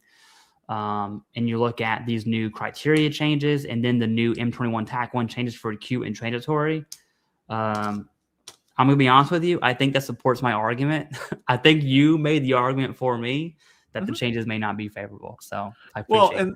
They may not be favorable, but if you continue to build your claim and evidence and whatnot, then like if you file a claim and you've got no evidence, it will turn out the way it turns out. So we have to adapt to the changes, unfortunately. And if we don't, then we're going to become victims of the changes. So, and if the evidence isn't there, you know, guys, I'm sorry, unpopular opinion, but if the evidence isn't there, it's not there.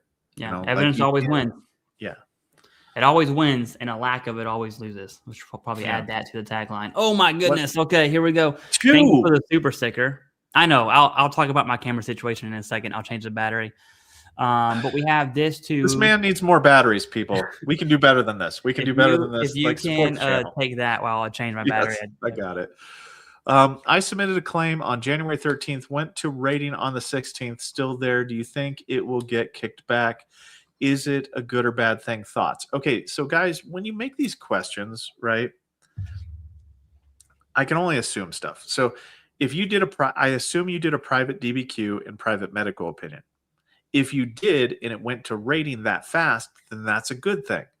If you did not submit a private DBQ or private medical opinion and it went to rating that fast, then that's a horrible thing because it means that you didn't have enough evidence for an examination. So it's highly situational when you ask these questions. And I mean, like, I'll be honest with you, I'm speculating at best, but that's my thoughts. If you have a private DBQ and private medical opinion and it went to rating, great thing. If you had no private medical opinion and private DBQ, bad thing, horrible thing if it goes that fast to rating, because it means the VSR couldn't find enough evidence to warrant an exam and you're getting denied. Now, the rater in that second scenario where you did not file a private DBQ or private medical opinion, the rater still has the opportunity to review the evidence and disagree with the VSR and order an exam. But good or bad is situational depending on your circumstance. Yeah, agree with everything. All right, James G. This is the question that we had our boxing match on. Clarified, he's 30% now. He wanted to understand. Yeah, I will tell you this, and I made a video of this. I think this week or last week. I don't remember. The best place to be in for these changes is the middle area, right? Where they're going to push M21 TAC 1 guidance on effective dates and all that stuff. That's going to happen. And that's going to be like the gospel. Like once that is published, that's the answer, definitive answer, right? So we're kind of waiting on that. But the middle area is going to be based on that. And what it's going to allude to is essentially the time frame where you get both rating scheduled, right? So if you would have been 70 here, but you're 50 here, the VA is going to award you, the more favorable, right? That's the best place to be in. And so for anyone who's rated now, or especially those who are rated now, if you just hold off on this increase claim for that time frame, that's the best place to be in. So assuming the guidance isn't absolutely insane, but I doubt it is. So the guidance can change also. Yeah. So that's the thing that I'm concerned about, like that, and that's why I haven't done too many specific videos about the specific changes, because they could still change their mind, and it's just my own personal thing. I wait until something comes out, and then I just kind of, this is how we're dealing with it. GC Jarhead, you stay away from my coffee. Yeah, Yes, I saw coffee that being comment. poured. I was pouring coffee. Yes, leave me alone. It's a love of mine. But yeah, so we don't know what the changes specifically could be, because they could alter them. I mean, they have the power to do that. They could, like, how it's going to formally come out in the M21 could be different a little bit to what they put out to that general review, you know, whenever they kind of did the public comments on it. They could alter it, because they opened up the public comments twice, or once after they did it, they opened up public comments again, which indicated to me that they were making some kind of adjustment to it.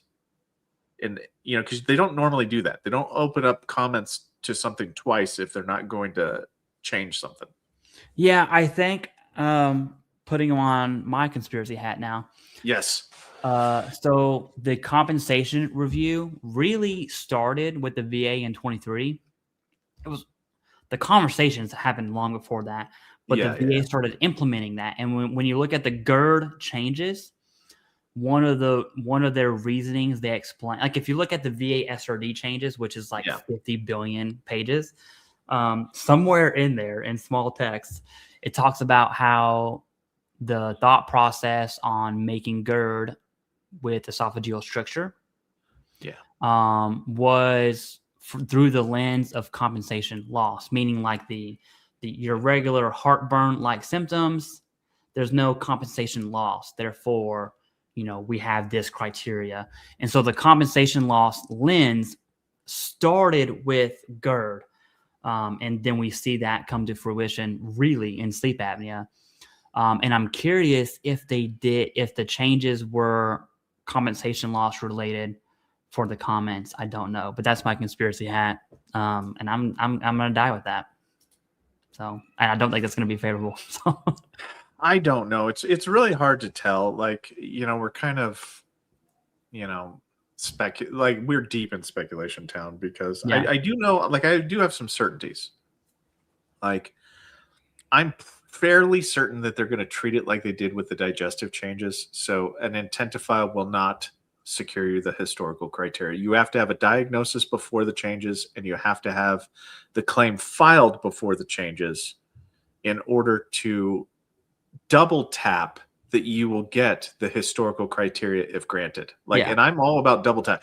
I don't trust anything in the process. So that's like my most secure answer. Like, if you want to, like, just be as certain as you can that you're going to get the historical criteria, that's my advice. And if you don't do that, file, diagnosis, submit.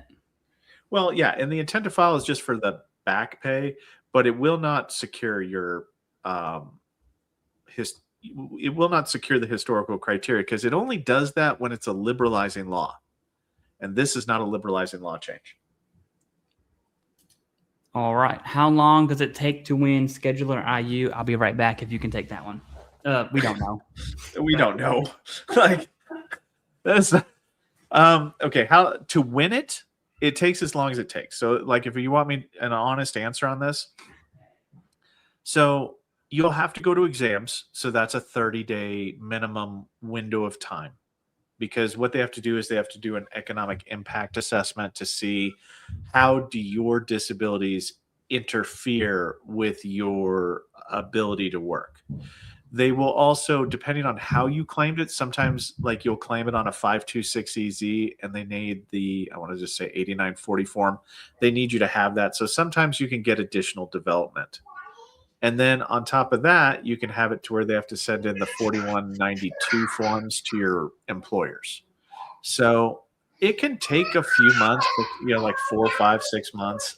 But it also depends on if it gets assigned to a regional office or not, if it gets assigned to somebody right off the bat. So it all depends. That's my best answer to that. It's not going to be like something that you can actually bank on a specific time period.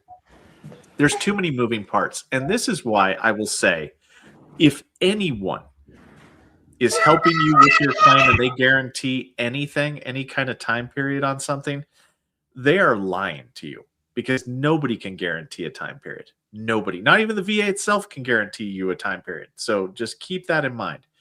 And I have my one current group of people that I'm not too happy with, because they like to guarantee stuff like, oh no, if we do it, we get it done in 2 months. Sure you do. Sure you do. No, that's not true. That is a lie. And Yeah. I'll go, Okay. The claim, one of the claim company things that bother me, there's a few, but the main two are promising timelines, like if you go with us, it's 2 months or less or whatever. That's insane. Yeah, and then the second one is CMP exam prep. Hey. Yeah, I'm not a fan. Like, that's a step too far. Like, to be honest with you, that like the CMP exam prep stuff, that looks sketchy on the surface to the point where it, like I wouldn't feel comfortable having somebody do that level of exam prep with me on my claim. Like if I was filing a claim, because just think about what's happening with that very public group of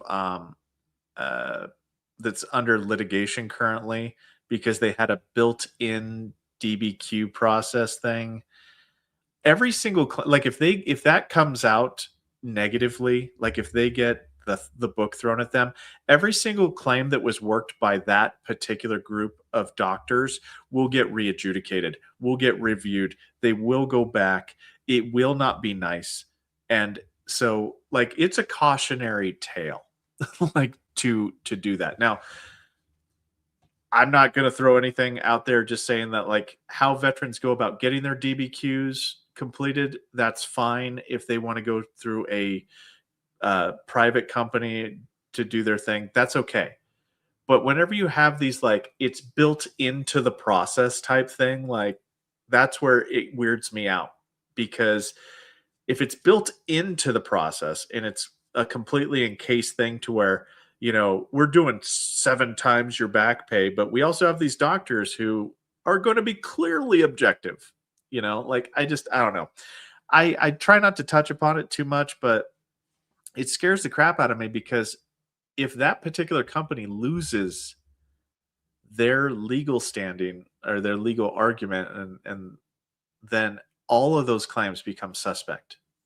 The thing that's different about that litigation specifically, yes, is it's not a matter of fact if they can practice their business or not. Yeah. Which we have seen has failed in the courts, even most recently 2 days ago with VA Claims Insider. I will say it. I don't care. I'm not going to say it. But the litigation with Veterans Guardian, it's not about if they can operate or not. It's about them defrauding the government, which is a total different. We're not talking about the VA. We're talking about the basis of defrauding the government. And you're right. I think it boils down to these ingredients that companies set themselves up with. If you are doing CMP exam prep and you have doctors on payroll, you are incentivizing yourself to do whatever is necessary for the veteran to have the highest rating. How is that doctor going to be objective? Yeah, I just, the ingredients is, if you put noodles and cheese in a pot, you're going to get mac and cheese, right? Like it's just there. Like it's going to happen. Yeah. It weirds me out, because all it takes is one. And then what else on this topic? Like, I don't know. I just, logging into their va.gov site too. Like that one's a no-go. Like that is so no-go.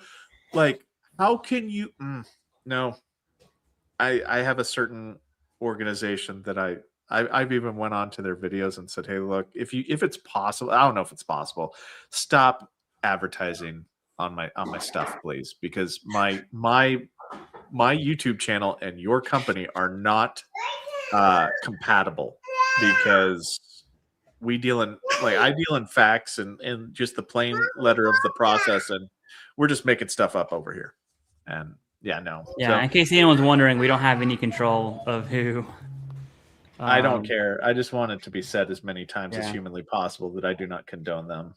During the election, I remember a lot of people commented that they're unsubscribing because I'm running Harris or Trump ads. And I'm like, guys, it's not me. Yeah. It's not me. It's just YouTube. It's your algorithm, to be honest with you. But yeah. Anyways, so this one's these next two are from your channel. I have 100 major depressive disorder, 100 COPD. I'm sorry to hear that, but glad you're rated. 30% ankle and 10 plantar and eczema. Shouldn't I be getting higher than SMC S? I think that's the proper rating for S there. That is the proper rating. Anything above that, you're looking at how do you have 30% eyesight or stuff like that?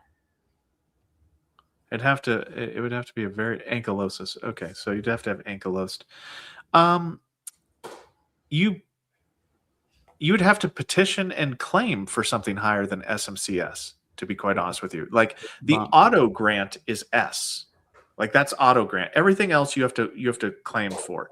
And you have got to meet the specific criteria. And having one, like I do not have above L in my back pocket of my memory because it's so rarely granted that I don't memorize it. So like you could go for aid and attendance, but and this is the problem with aid and attendance. It's not a medical process. That's what people misunderstand. It's not based upon what your doctor has to say. You have to convince a non-medical rater that your condition prevents you from performing activities for daily living. You can't just state that. You've got to prove that to them. And it's challenging. It's like, prove to me you didn't rob the bank.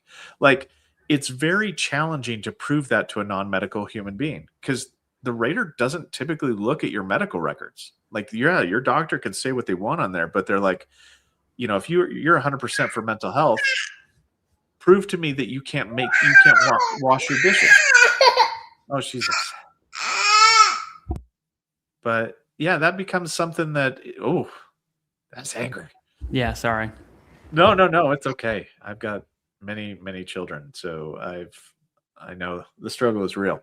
But yeah, so on here, it's very challenging. So my first thing that I would suggest to you, Terrence, is to actually try for SMCL, provide as much evidence showing a dilemma, like I cannot do this activity for daily living because my evidence shows X, Y, and Z. Because you have to prove that you can't do that activity and that you need another human being to come in and actually do that activity for you because you physically can't. All right, I'm going to get her milk and then put her down. I'll be back in like 2 minutes. But this one's also on your channel. Solid answer, by the way, on the bumps there. But Francis, from your channel, says, all my diagnoses through VA Medical, do have personal DBQs, also medical notes for all, and Nexus for single secondary. Other claims are for increase. Sorry about having all the details. Just thought 3 days is too fast. Oh, from his exams. Oh, okay. Yeah. So you did have medical Nexus and you did have DBQ, so personal DBQ. So the fact that it went fast is in your favor good, okay? Because that means that they just the VSR accepted your DBQs without getting you a new exam. Now, for everything that you have a DBQ for, a private DBQ and a private medical opinion for, if you did get an exam for those things, it's not a good thing. If you didn't get an exam for those things and you had private DBQ and medical opinion and went to the rater, it's awesome. So, not a bad thing. And I would like to do a shout out to H-Town Vet. He is here. I saw him earlier. He's a really cool YouTuber. I also saw that the Salty Old Marine was here at some point in time, so I would like to shout out to him too. and take the time to plug both of their channels. And if you want to, you can go find the Salty Marine, and we've got nothing but salt. And you can kind of, go check them out too. If you like, my content or the TheCivDiv's content, you might like their content. Uh-oh, we got a new host, I think. I saw her come into the view for a second. But yeah, so, go to H-Town Vets, H-Town Vet Northside's channel, the Salty Marine. I like to spread the wealth, to be quite honest with you. That's why I say I'm not very good at YouTube, is because I like to promote everybody above, below, and sideways. As long as you're putting out a good message, you don't have to be 100% accurate, or, it could be just, you're talking about stuff. As long as you're not scaring the crap out of people, right? Like, that's what I hate. I hate it when people, they're coming after your 100% rating. Okay. I mean, I know that things are changing and change is scary, but that's a little much, man. Like, how are they? Or you'll have somebody that says that, and then they go and they're like, they'd never tell you what's happening. They just scare the crap out of you. They don't provide any support of their statement. That's why hold on, let me see here. What's JSMC? Please restate your question in the comments section here, and I will get to it while he is making that bottle. So if you could just copy and paste that, or if you could resubmit it. Did I get 800 in a week? I think I got 800 in a month. Disrobed Crown.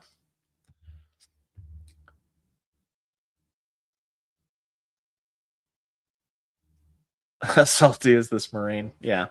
That's that could be it's a different level of salt. Yeah.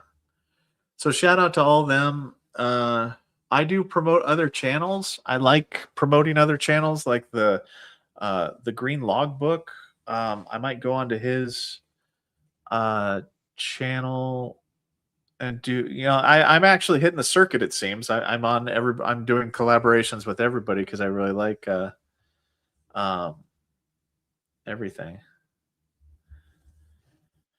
So the U.S. Army grunt says, my fully developed claim with DBQ Nexus mental health secondary went from step 1 to step 5 in 3 days, sat at step 5 for 2 weeks, and on January 9th, Friday went back to step 3 for a request for a CMP exam. That could be normal.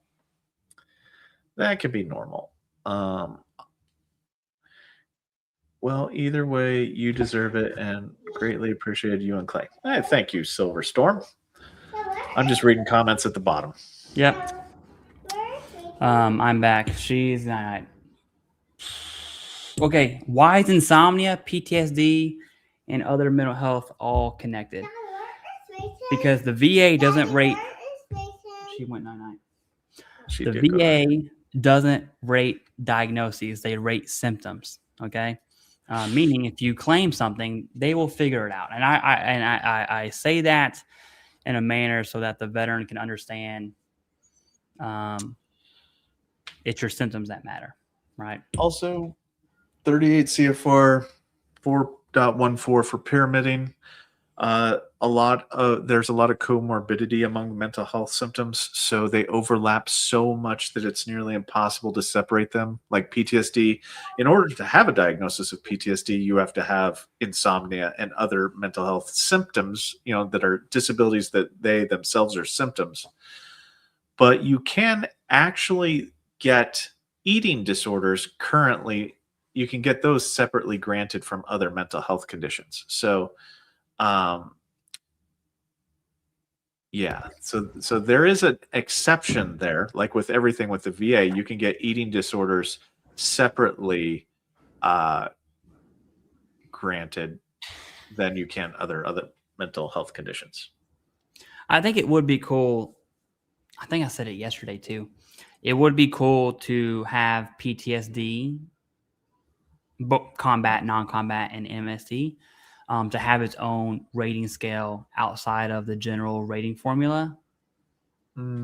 That's they'll never go for that. Yeah, I know they won't. But I think, like, if I was king for a day, I would probably do that. and I would have a personality disorder one, like for your more severe ones, and then a general rating formula for your GAD and MDD and all that. But there's no basis in me saying that outside of I just want it. So, and then we have another one here. Thank you for being a member. It says, will submitting SSDI documents help with IU claim? So part of the process whenever a TDIU claim is completed is that it'll look good on you. Is that sorry, I can't help myself.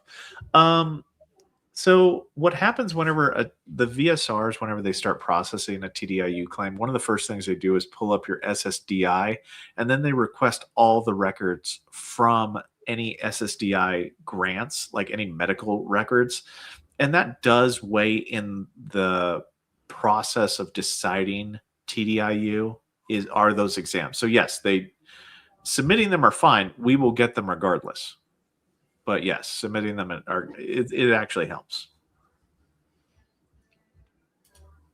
Yeah, when you look at SSDI, I see a lot of I don't know if you're on TikTok or not. I would recommend against it. But there's a ton of, you know how on YouTube there's a ton of veteran creators like us, Jason from Veterans Info Tap, all the other ones. There is way more. Thank you. There's way more at there's way more on TikTok. There are hundreds of veteran creators on TikTok for VA disability. And you think YouTube is bad? Oh my goodness. Some of this advice coming out of there is at the bar to have a platform on TikTok is a lot lower. But a lot of videos say all these benefits veterans can get. Like you can be 100% and get SSDI and do all this stuff. And it's like, well, really, when you talk about SSDI, you're primarily speaking to those who are IU, right? Not fully, not completely 100%, but for the mass majority, you're speaking to IU. So I don't know why I thought that, but I did. Anyways, TikTok is bad. I was in Iraq 08 and 09, and I'm trying to file PACT Act claim. How does that work? The good news is you just submit the claim, right?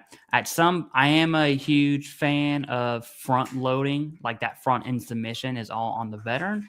I'm a big fan of that, but I'm also a big fan of not overcomplicating it, right? And so, for instance, if you're submitting a rhinitis claim and you were clearly in Iraq in 08, 09, you simply submit the allergic rhinitis claim, and that's it. The process does work, okay?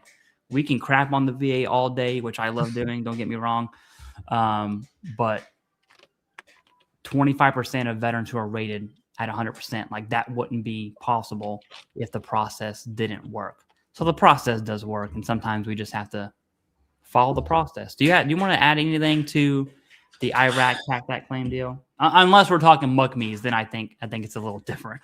Yeah. Well, that's for yours. I assume he means presumptive for stuff like that. Well, I think that the thing that you would want to do, Corey, is you want to become familiar with the TERA theory for service connection. So what it takes to be granted under TERA, TERA, what it takes to be granted under 38 CFR 3.317, and what it takes to be granted under 38 CFR 3.320. Because I would become familiar with those three things, understanding that two of them are presumption. Well, one's presumptive, one's quasi-presumptive, and one needs a medical opinion. Figure out what that is, and then claim to whichever one is presumptive first. Because sometimes how you claim something can actually interfere with the process. But yeah, that's all. Yeah. Especially if you're on the presumptive side, it's just I wouldn't sweat it too hard. All right, I don't see the MJ Major Richard Starr Act going anywhere. They're going to try to cut, not increase. That would be in the billions, if not hundreds, if they make it retro. It would be PACT Act on crack. So the Major Richard Starr Act is about 54,000 veterans, I think it would apply to, which is crazy when you think about it, because it won't go to a vote because of the inability to fund it. But that's a different. The Major Richard Starr Act is dead. Okay, it's dead in the water until it's put on the floor to vote. So that's it. There's nothing to talk about. I disagree on your response. The new criteria does not account for SI. There is a connection between financial stability, mental health, and finances. I mean, the criteria looks at it's the holistic, it's a lifestyle review that's more objective. Yeah. And if you have SI, that's not gonna be a symptom on its own. There's gonna be other things.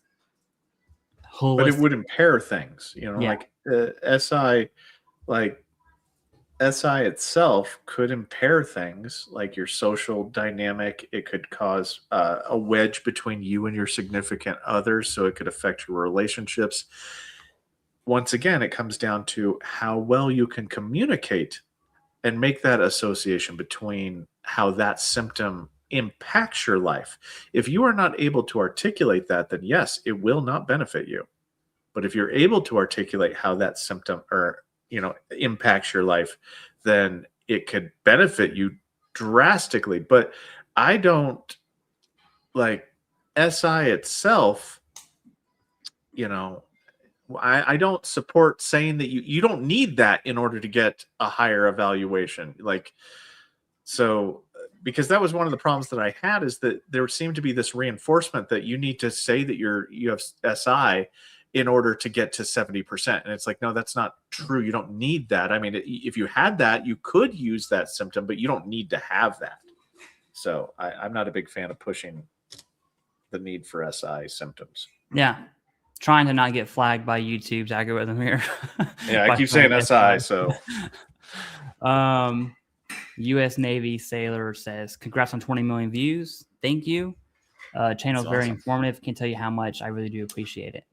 RATER, mark my words, you will be.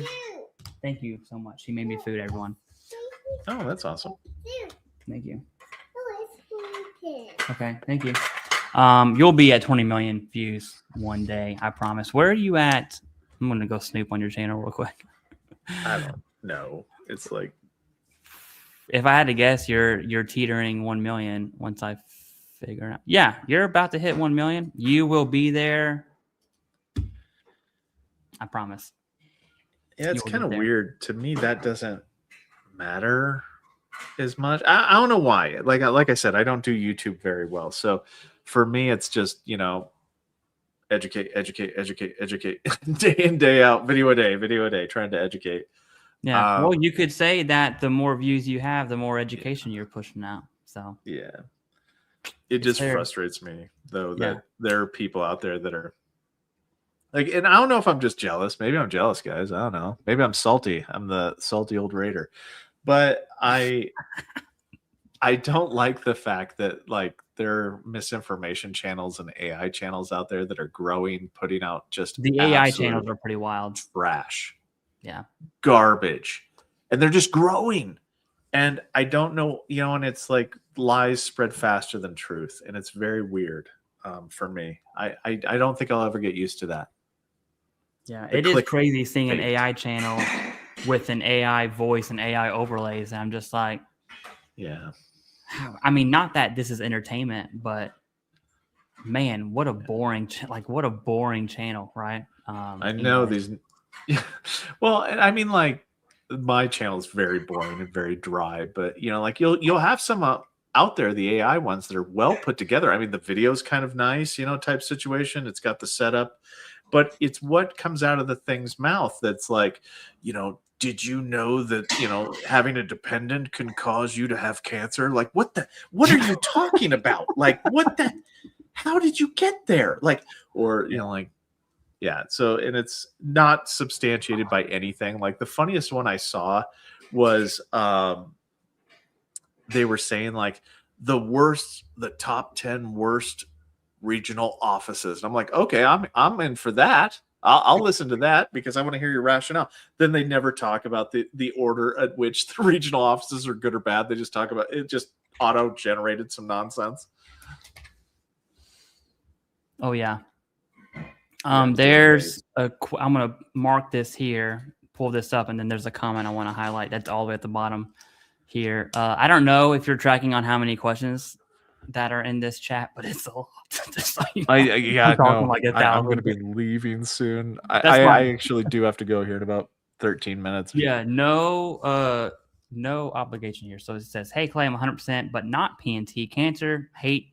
I'm glad you're rated for it, but I definitely hate to see that 70 PTSD, 10 tinnitus. I filed headaches and was denied. They omitted hearing loss, and I refiled on it. I want to do secondary claim on headaches. Thoughts?" Yes. So I can tell you this is personal. Okay, I'm not a doctor. I'm not medical. That's not me. I'm just some dude in his basement. I can tell you that I'm not a big fan of headache migraines secondary to tinnitus, especially when there are other avenues of connection, PTSD being one of them. That's a huge one here. Also, your cancer. Like, I don't know what cancer you have, what that treatment looks like, but there's residuals from that. Tinnitus in this case, I can tell you tinnitus would be my last option. I don't think you actually made that association between tinnitus directly in that question. Yeah, well, no, he didn't, but I assume the assumption is he filed headaches and then he brings up hearing loss and he refiled on it. And so I'm just, and then you had the tinnitus. The tinnitus will get you 100% YouTube videos. And I'm like, we're just, I can almost bet that's what he's asking. I can see an actual, like, either for cancer treatment or something like that. Like if you have chemotherapy or something, Agreed. Headaches are a lot of the times associated with that. So that's where my mind went to first. And then I went, but it's a little premature for you to file that, because if it's due to a treatment, those headaches, if you're trying to do it that way, would be part of that 100%. And you can't break them out until the cancer resolves and we get the residuals. Then headaches might be, prostrating headaches might be secondary or might be part of the cancer treatment or secondary to the cancer treatment. What is that? Do you see that in the chat? That thing I just dropped? Is that a lira? What is that? You mean the currency is that? Chat? Oh, I think it's it has a P on it. Is it peso? I don't know. Scott Mole 9483. Thank you. Thank you. Yeah, regardless. Thank you. But the P caught me, so I'm sorry. I kind of squirreled there for a second. It's peso. It's peso. Man, okay. I'm a genius, dude. Okay, no, I'm kidding. I've never seen it before, so okay. Yeah. Thank you very much. Philippines uses pesos, right? What? I don't know. There's a lot of Marines in the Philippines. Let me tell you this. If my life ever goes sideways, you will see me in Thailand or the Philippines. And I mean that. All right. Yeah. Coming to you live from the Philippines. Yeah. Scott, I just sent, I saw your email. I got it. I appreciate that, by the way, for sure. And I also want to highlight someone else here. She just popped on. Her name is Jackie. She's one of the TikTok creators. Not the ones I was talking about. And you just talked some smack. Okay. All right. Not the one I was talking about. But most veteran creators on TikTok are absolute garbage. Like, really. And I know they have good intentions. I know they're doing their best. Yeah. But are they dancing while they do it? No. Well, some of them. Okay. Especially when it's like they're flaunting their 100% PNT, but that's a different a different thing. But for the most part, the bar for the knowledge on TikTok just isn't there for the most part. But Jackie's solid. She's actually she's a CMP examiner. Oh, I think she's an NP. Oh no. She got a lot of letters after her name. So I don't know. But she's cool. I'm probably doing a live with her, and she's a CMP examiner. So that's she didn't believe to trigger her that it was the real me. Yeah, You she want said, me to I'm the trigger that? boogeyman. I'm a CMP examiner. Oh, Well, well, we don't hate insufficiency you. versus clarification. Yeah, we don't hate you. Insufficiency. We just hate CMP examiners. Yeah. What do you think But- about insufficiency versus clarification? Yeah, that's a big one there. But we will the have that deferrals. live, and so I'll get with you, Jackie, through email, and we can kind of cross that bridge. I need to go. I'm excited. So the first, I had a CMP examiner on this channel a long time ago, and he said some pretty wild stuff. I'm not gonna lie, when it comes to what he sees in the claims, and he gave his opinion, and he didn't do it anonymously. And then the next day, The hammer fell. the next day, he was like begging me to take it down, and so out of respect, I definitely took it down. But man, part of me wishes I had a recording still. Yeah, I mean, I agree with her on that. Like, there are some times, like, I just don't understand how some, you know, and I ding people more often than not. I'll do an insufficiency on it if the rationale's not there. Like, if you want to, like, sometimes you'll have it to where nurse practitioners will try to take a neurologist statement and they will basically say, oh, that's not true. I do weigh the credentialing of the individual. And right, wrong, or indifferent on this, I do weigh the credentialing of the individual. And if you're going to overcome a specialist, if a lower credentialed person overcomes the statements made by the credentialist, by the higher credentialed person, you need to explain that to me. Like, I do not just take the lower credentialed person at face value just because they're the CMP examiner. Yeah, we will, Jackie. We will totally dive into that. And there are good CMP examiners out there. I've had good CMP examiners. I had a dude for my wrist, which was the easiest claim because I broke it while firing mortar. So it's like there's clear service connection there, and I knew nothing. Yeah. But I went to that exam, and they were very veteran friendly. And in the same breath, I had a CMP examiner who was pretty much just like checking the box mentality, in and out. And I'm not kidding, probably 6 minutes. And that's what resulted in a higher level review, which was turned in my favor. So some CMP examiners are great. I'm sure you're one of the great ones, right? But yeah, I'll tell you how I came across her real quick. It was last night at like midnight Eastern. She's on TikTok Live, and I started commenting because I was super bored. Snow. And then she was listening to My Type of Jesus music, and I was like, you know what? I'm gonna invite her to a live. So that's why I invited her to a live. So we'll get that. We'll get that on the books. You know, I think there's good CMP examiners out there, and you know what I want to know? Like, if I could just put a bug in your ear for a question. Yeah, do it. To be quite honest with you, like, if there is, I know that the Mayo Clinic is oftentimes sported to the, by MDEO. MDEO likes to push, like, use the Mayo Clinic, use this and that. If there are any other sources, because on the rating side of it, we don't specifically know, because MDEO is an organization that works as a go-between between the examiners and the VA. It would be helpful if we knew if there were solicited evidence repositories that they use or that they're instructed to use, even if it's just like QTC, VES, if it's specific to one. If we know what they're pushing is like, hey, look, get your evidence. Like, if you're going to corroborate something, use this evidence right here from this source. If she could provide that, that would be beneficial to the overall veteran community to know what evidence that they weigh and how they weigh their evidence and what sources they use. So, yeah, but that's my only thing. Like, that's what I'm concerned about, because it's something that we don't know. Like, we just push exams to them, and then we just sometimes yell at them for like, yeah, you didn't answer my question though. At the end of the day, the exam companies bid on a government contract and won. And so you have to deal with the bureaucracy of government contracts, which I've been in the contractor world and the federal employee world. And I'll tell you right now, government contracts absolutely suck.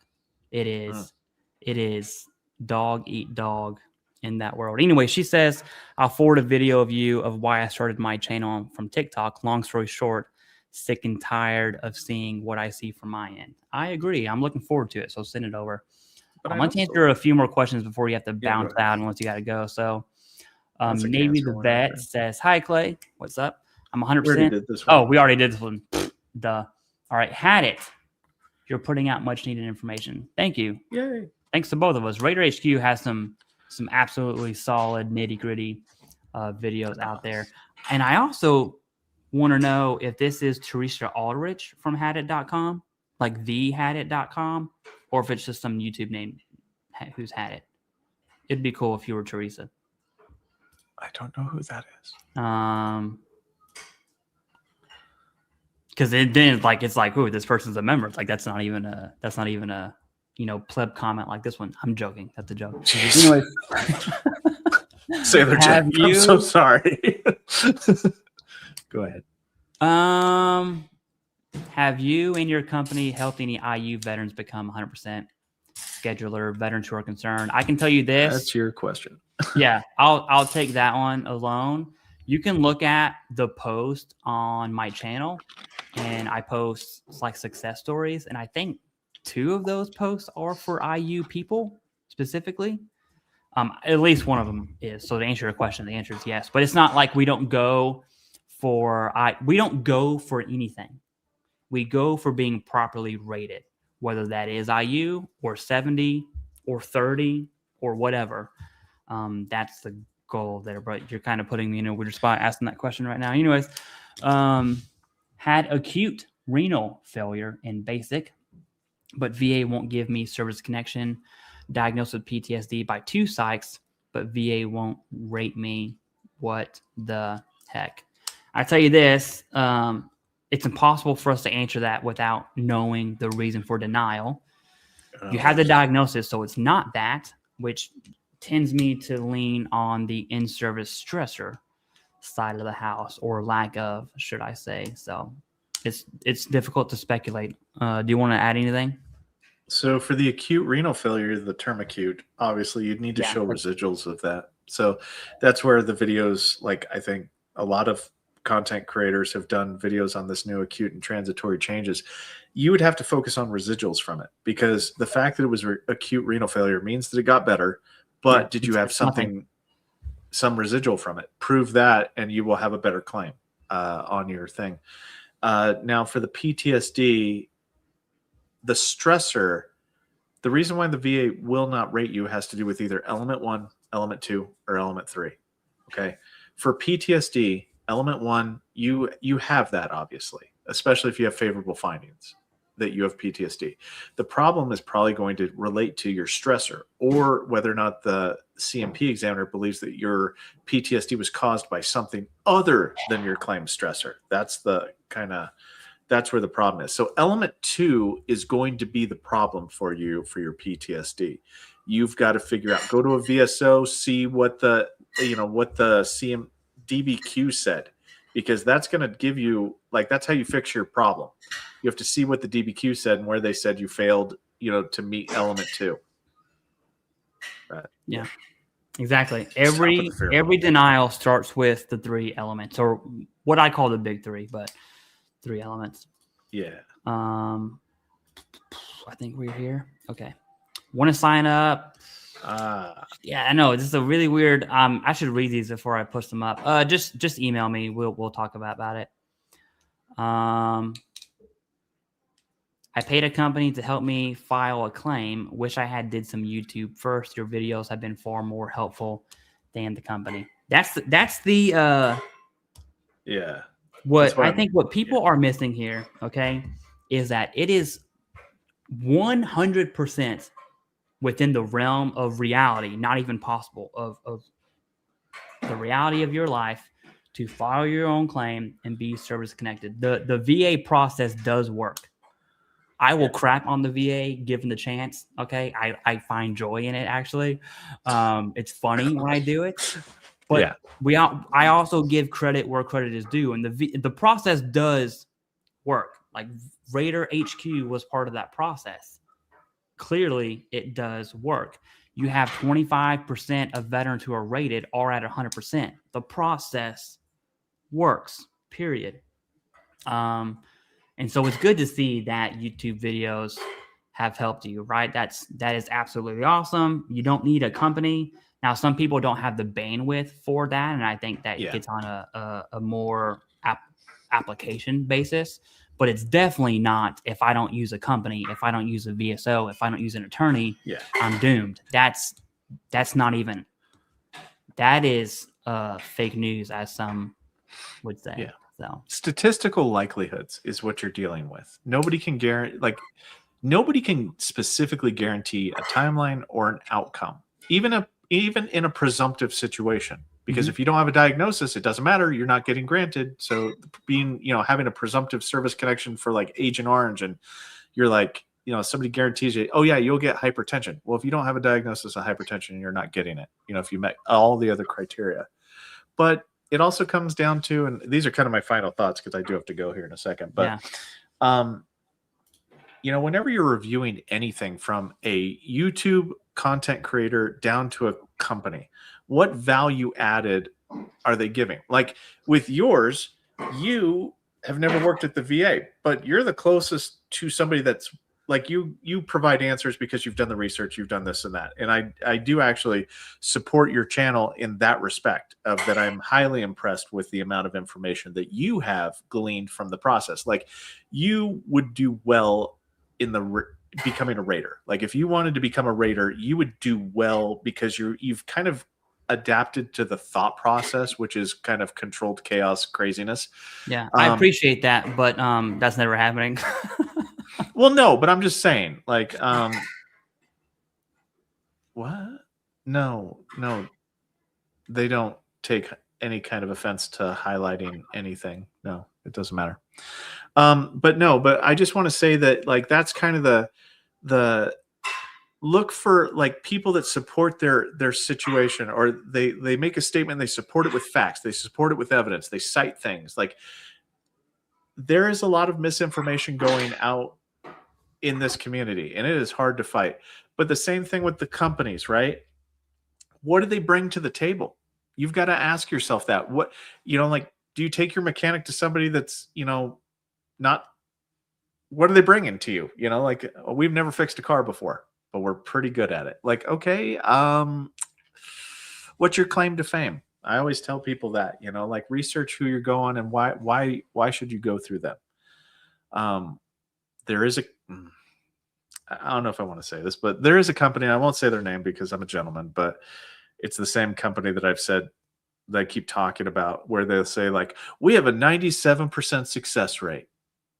Okay, I find that hard to believe because the VA itself doesn't have a 97% success rate on doing the right thing on any given time. Yeah. So how can you guarantee something that's not even statistically factual within the VA itself? I don't know. You're going to get me going. Not you, but this conversation on that topic. Yeah, no, they're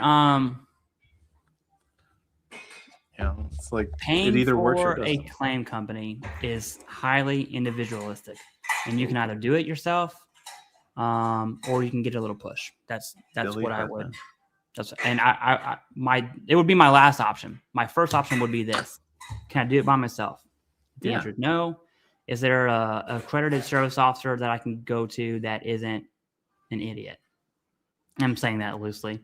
If the answer is no, then I think you start considering that. The issue is these companies reverse that order, where it's like, hey, if you don't do this now, if you don't hit me up and let me help you, you're doomed. Whatever. I've And got the it's like, secret sauce. That's not the like. Listen, I have a claim company. Okay, I've helped veterans personally, one-on-one, many of them, into the hundreds easily, maybe even 1,000. There's nothing that I do that they can't do themselves, and there's nothing that I do that's absolutely worth 6 times the increase. That is it's worse than punching my 2-year-old in the face. Let me just say that. Okay? Whoa. And I wanted to go that extreme. I know you have to Whoa. go. I'm going to Yeah. end the stream as well. We have a last donation from Billy Hartman. He's also a moderator on the TheCivDiv Discord here. He's a member of the channel. He's one of our claim advisors. Not that that's a PG topic right now. But anyways, he says, thank you for what you're doing for us veterans. And that is on your channel. So congrats to RATER HQ. Yeah. And to be honest with you, like I try to keep my channel neutral because even though like I've went with, did a collaboration with Mr. Dwayne Kimball, I have done collaborations with people who are, but see, I try not to mention the whole, I don't endorse, I'm neutral. I'm Switzerland in this environment. So we're talking about how to get more information out there to veterans. And I like the fact that, you keep it neutral and, the questions came up. And so. Yeah. Well, thanks for coming, especially last minute. In case anyone's wondering, this was not planned. No. I hit him up and was like, hey, it's Sunday. I'm snowed in. If you want to go live, here's a link. And then he joined. Yeah. So that was about it. All right. RATER HQ, thank you for being here. I appreciate it. Any last parting words, and then I'll end the stream on you. No, thank you for having me on. I appreciate it. I'm gonna probably do a live stream tonight. I might cancel it just because I've done one today and I'm kind of whoa. Yeah, you see that? You don't Billy have to do that. You don't have to do that, Billy, especially with what you do for me personally. Wow. But I definitely appreciate that. But I don't like being left out. So hey, everyone gets a trophy. That's the age we live in. So. Actually, real quick though, I do want to say, look, I do have an email, and yes, the TheCivDiv did use it, but guys, I have gotten away from the email because you guys send me stuff that is very specific. It's kind of borderline inappropriate at times, just because I shouldn't have. Please don't send me stuff like I've turned off the email for everything, but like I'm not going to review stuff for people. Okay, the videos are about as far as I'm going to go with that because people were overwhelming me. I've got like 800 unread emails in my email thing. And you know what's funny about that is the same what you're doing. I was in your spot. I had an email. I was answering every comment, every email. Yeah. Really. And then I got 10,000 subs, which I think you just crossed fairly recently. Yeah. And then it got harder. And then I hit 20,000 and it was impossible. Then I hit 40,000. Then people started complaining that I wasn't helping them. It is unsustainable. I have this live stream alone, minimum 1,000 questions unanswered. Probably 2,000. And it's just like, I'm just watching you go through it right now. And I'm just like, nice. Well, and I do have to answer like MCM and the mods and whatnot and different things, but it's just something that I can't bank on. I try to answer every comment, read every comment. So if I hit the thing on it, but guys, if you give me a comment that's like 80, like, okay, I would like you to review my STRs and see this. So it's like, no, I can't. I'm sorry. I can't. Yeah. It's not to be rude or nothing like that. And I don't appreciate the fact that you watched the video, and I appreciate everything, but there's only so many hours in the day. My family does have to be included in my life. So it's not rude of me if I don't answer you. I'm trying, please respect the fact of how much time it takes to legitimately put forth a video, to legitimately answer you guys' questions honestly and with as much information as I do. So, but anyway, that's about all I got for you. Yeah. Thank you for having me on, sir. All right. Peace.